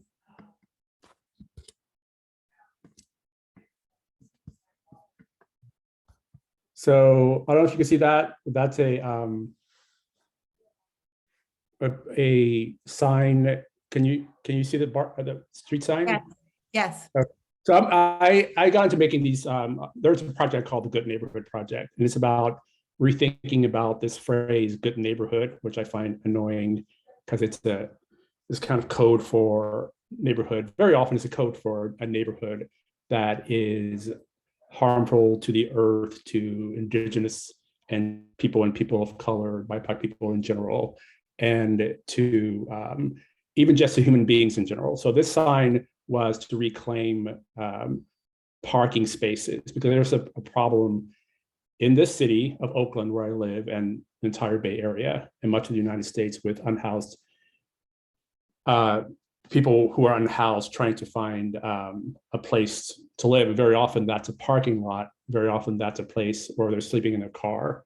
But cars have more freedom in terms of where they're left, especially along the streets or on empty parking lots, than people. If there's a person in the car, then they're suddenly asked to leave. If there's no person in the car, then it's probably more likely to be permitted on some level. So this is one of the signs that was reclaiming this parking space, especially at the height of the pandemic. The BART spaces, and BART is our public transportation system, and a lot of people park in these parking lots and then get on the train and go to other places. And during the pandemic, when everyone's working at home, these lots were largely empty. So that was one way of reclaiming that space. And this is another one. This is at a space called Point Malate, and it's along the San Francisco Bay. It's one of the last undeveloped spaces. Sorry, Stacy, but it didn't change. Oh, okay? I'll try that again. Maybe I should just do a whole slideshow.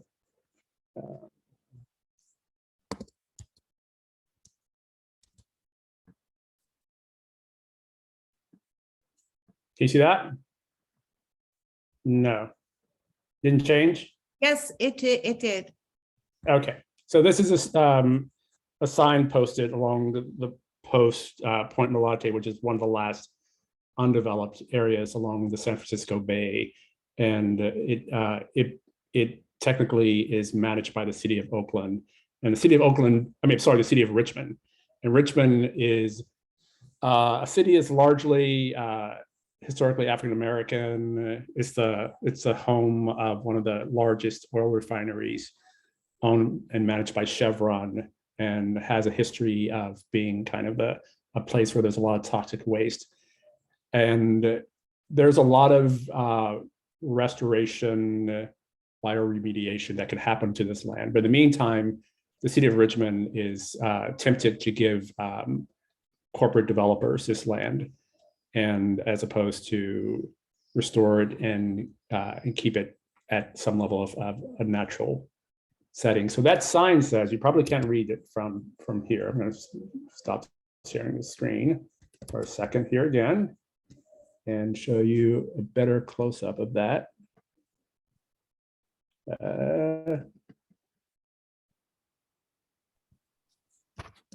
So it's kind of a way of mocking how people see that land by stating what they think. So this whole notion of private property, it comes up as very aggressive. And if you can't read that, it says private property, no sharing, no caring, no giving a fuck. The destruction of land and its people is enforced by law. Now, with these signs, I'm trying to make certain truths that are very apparent, more blatant to people, so people are startled into reacting and thinking about the use of land and how we've grown kind of blind to the authority that certain entities have over claiming land, putting signs up like these, and using it as a voice of authority to deter people from doing what is right for the land or for themselves or for the people who live there. I will also show you, so I've also started doing performance, and I'm going to show a performance, just a little bit of a performance piece.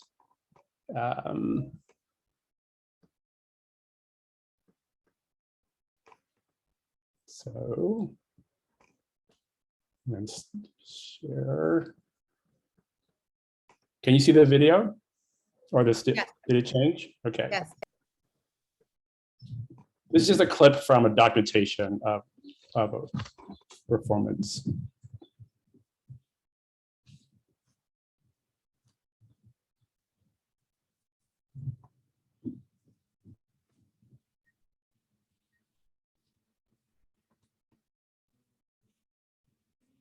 So this is a body of work that I am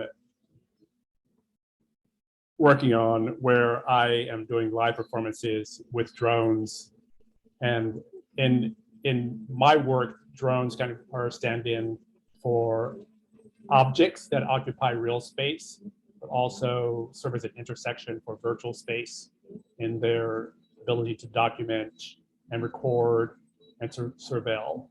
They have a kind of a menacing connotation for most people. They also have provided a lot of useful imaging for people who are looking at the destruction of rainforest or tracking animals. And this entity that I'm taking on is kind of a technological spirit that is also seeking to unite the sky with the earth, for us to embrace some elements of a non-binary way of looking at technology and nature, and creating a disruptive element that is hopefully going to make people think about how technology can also occupy the spirit. And I'm going to just play a little bit of a soundtrack, if you don't mind.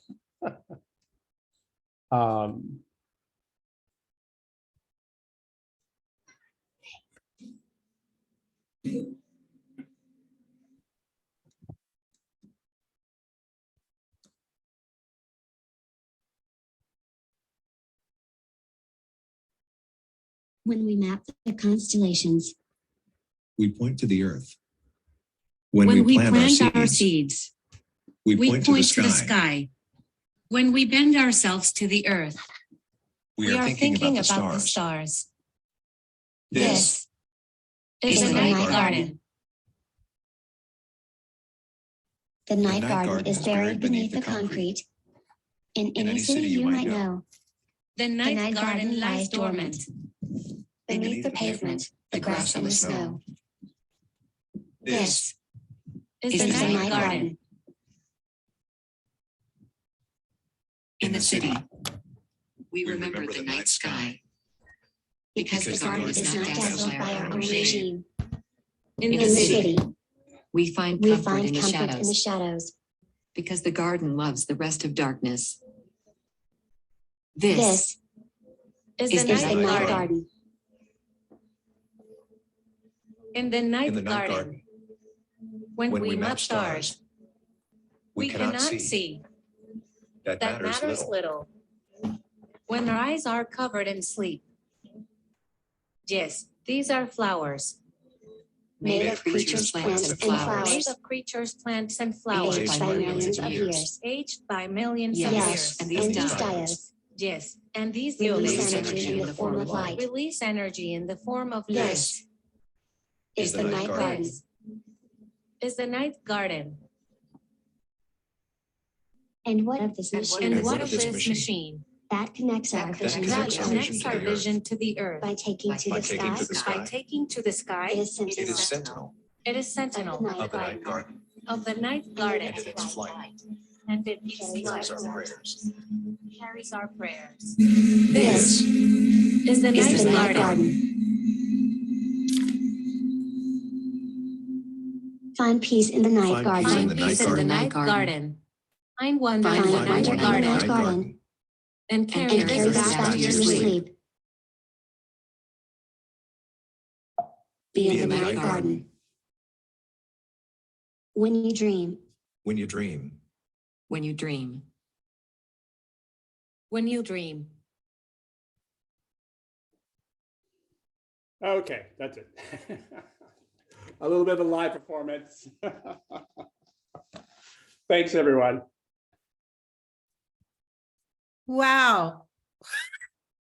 That was incredible. How many incredible connections that exist today. I mean, another cyborgian creature dealing with mythology and edge conditions and tools. Just amazing.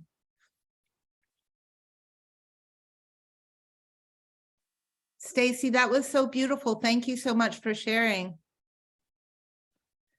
Does anybody have any questions for Stacy? Yeah, I want to ask you a little bit more about the forest spirits you mentioned, a tiny bit. Do you want to tell us a little bit more about what do you mean by forest spirits, or any certain readings you're doing into that? I'm trying to,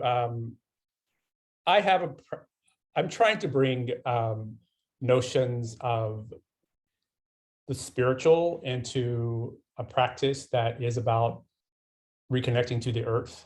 And I'm also trying to look at, I call it like a technological spirit, like a spirit, and I'm trying to re-enchant our notions of technology as much as re-enchant our notions of nature and see it all as part of one thing, and bring technology into the fold that we have, humans and nature have long been in partnership with, when we are mostly in harmony for most of our history. It is only the past few hundred years that things have gone awry. And a lot of,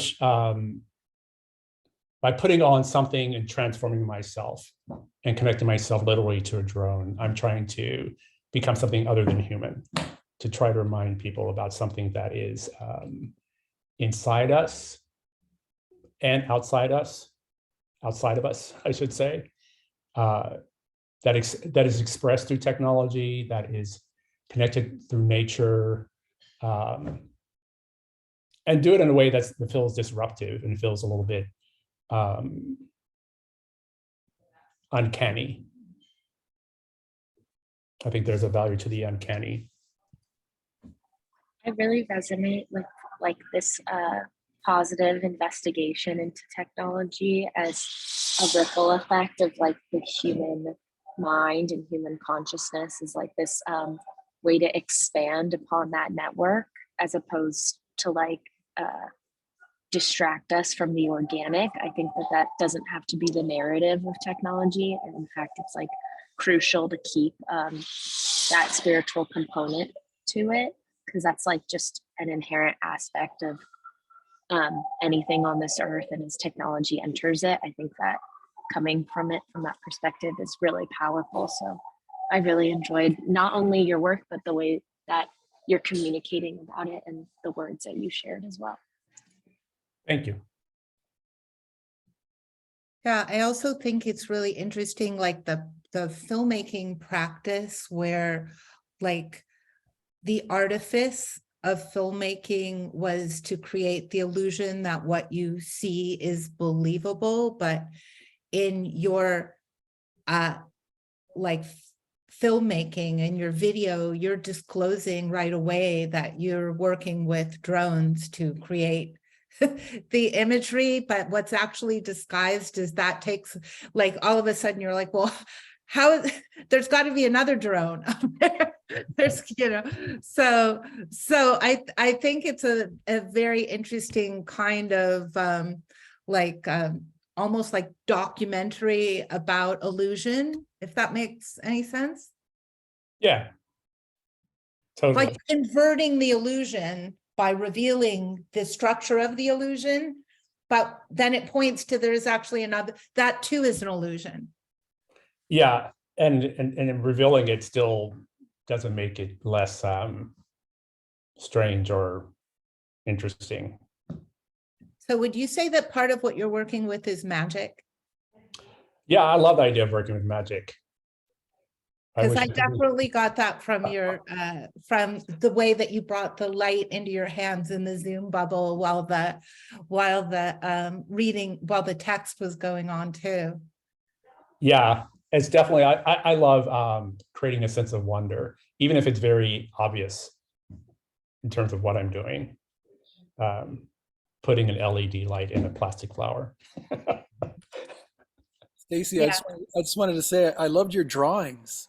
And it kind of just kind of took me to a different place as well, because it looks so classical and it could be from another time, and just the juxtaposition that you're putting that in. I thought the drawings were represented. Oh, thank you. Yeah, you're welcome. I personally was very moved. I think because of the juxtaposition of you bringing nature, but also technology. And I always struggle. And in fact, this year I've been struggling a lot about not documenting, because I love to document. My Instagram is where I document my diary on a daily basis. And I love to document vegetation and seed and harvesting seed and collecting seed and what I do with the seed. But I've been struggling, like, do I separate myself, the technology from nature? And the way you've demonstrated your piece, Stacy, really inspired me, and I'm going to look at that very differently now. So thank you. Sure, thank you. Maru would like to share, because she may not be able to be with us next week, so we're going to move over to you if you don't mind, Maru. Thank you so much. Yeah, the thing is that there is a chance that I won't be able to share next week. But thank you so much for giving me an opportunity. I will try to share my screen very briefly if I find it. So where it is. Give me a second.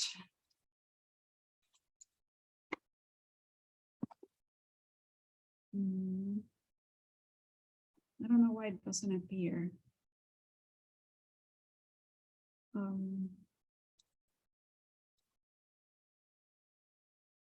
Okay, I guess that it's opening everything. You're seeing right now my desktop, right? Yes.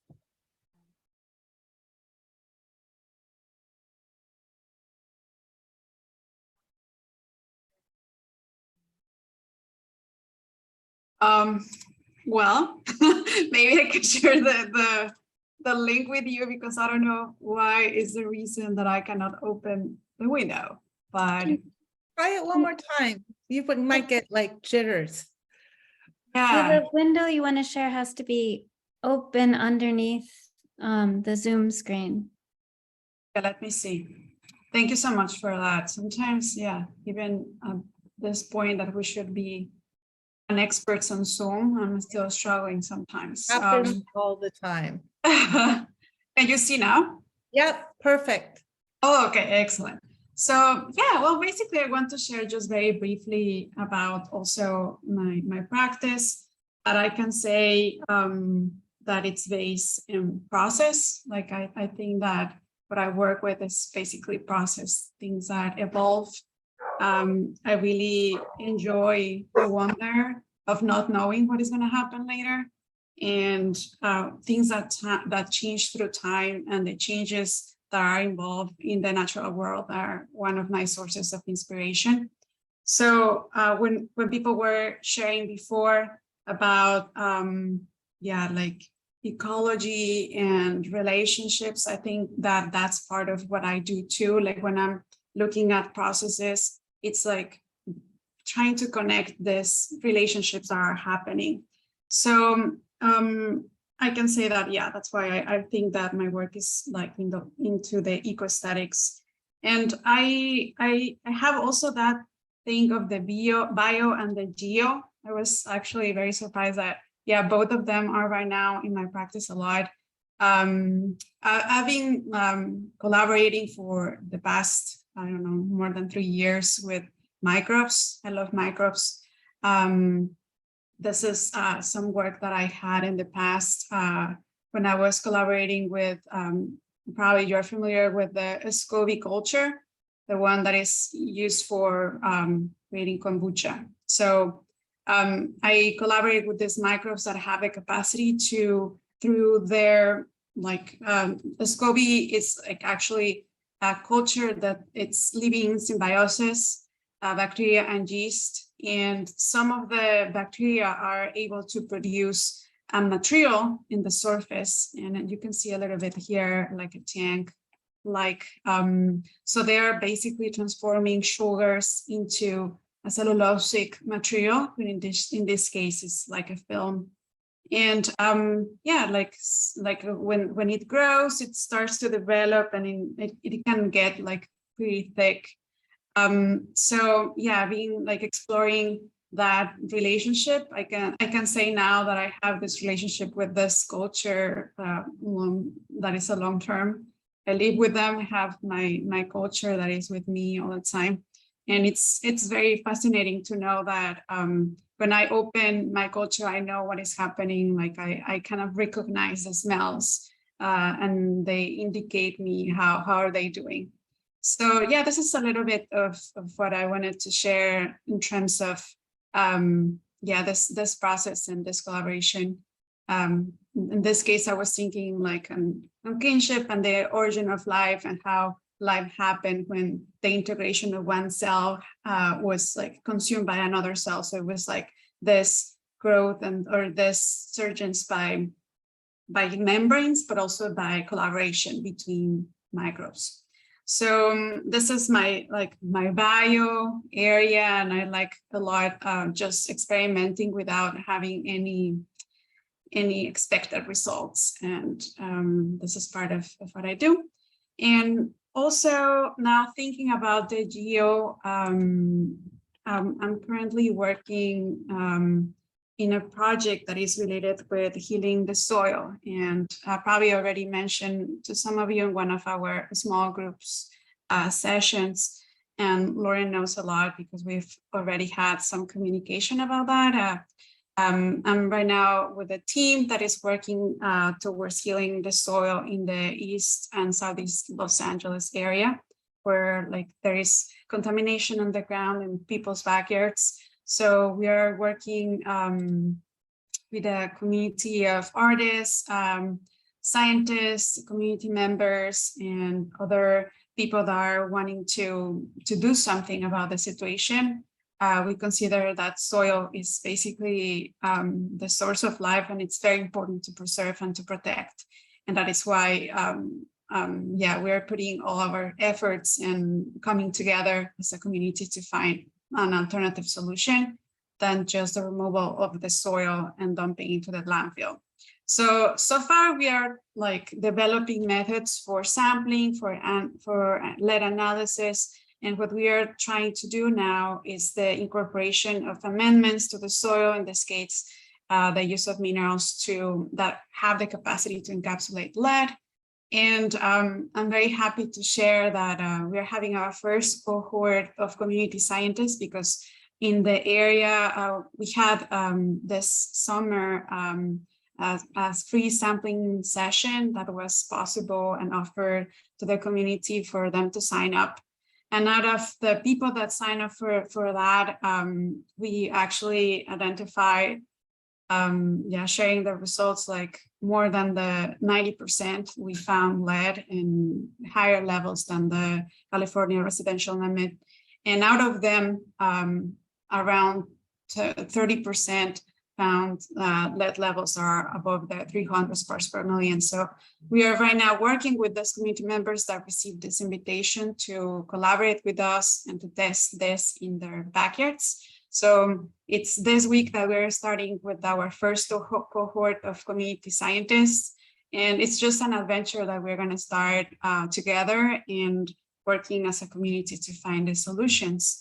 And I think right now, this is what I wanted to share. And thank you so much for listening.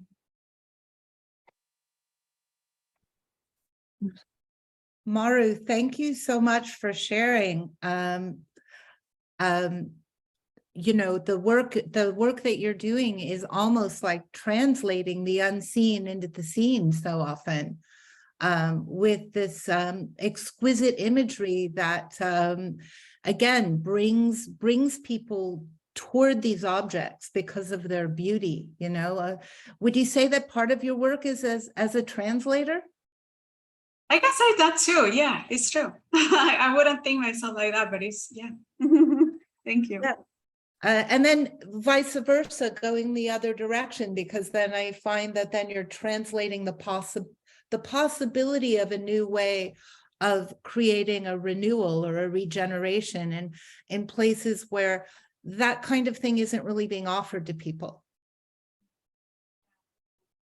Yeah, thank you. Yeah, this is, I didn't think about the translation part, but yeah, sometimes I feel that I'm in between, like trying to, like bring information one side to the other. Like as I interact with scientists, as I interact with community members, I'm also, translating, as you're saying. Yeah. Well, everybody, I was completely humbled and blown away by the quality of this particular class. And we haven't gotten all the way through it. So I don't know what to say, but thank you so much for sharing. And also, just for people who did want to go through the reading, there's an opportunity this Tuesday at 5:30 to join Metabolic Studios Learning and Mending. We'll put it on the Mighty Network so that you have it, where we will do the reading and have a conversation about it. But I thought at this midway point in our process, it really was important for us to process a little bit about what we're making and where those ideas are coming from and how we're giving back to the geological, the biological, the geological, the atmospheric commons that we're committed to. So I'm going to close us out today with a poem. I'm going to ask everybody to close your eyes or turn off your video if you want to just ground yourself. Take a deep breath in and a deep breath out. And another one.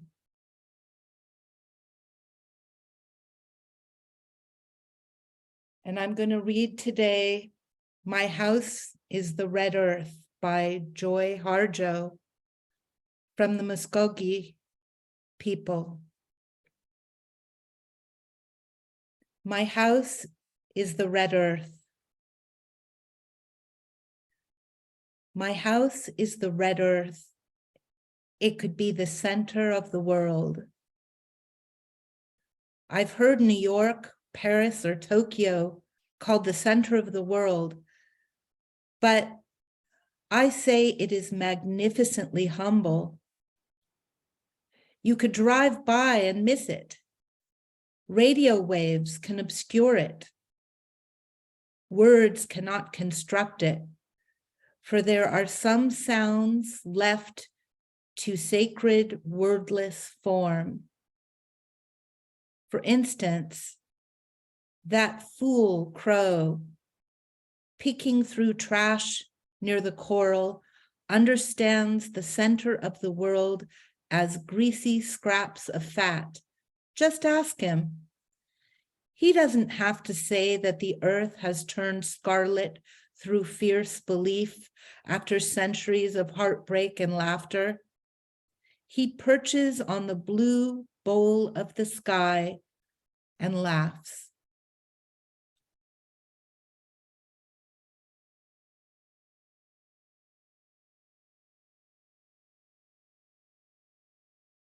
Thank you all for being my teachers tonight.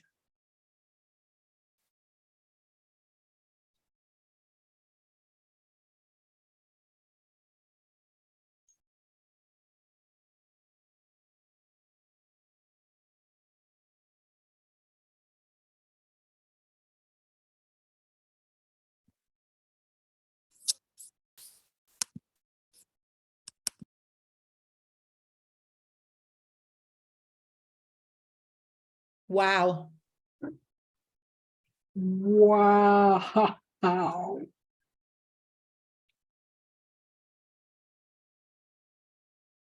Some great art. Wow. I was very moved. Wow. Blown away. That was so beyond.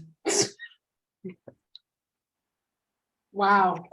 Plan B. Yeah. You can pause recording now, Laura. Oh, wait. Okay. Holy moly. Wow. Wow. Plan, where's record? Press reactions app more. Why can't I find recording? Oh yeah, here it is. Push React. more. No, that's reactions. The ... more has it. Oh.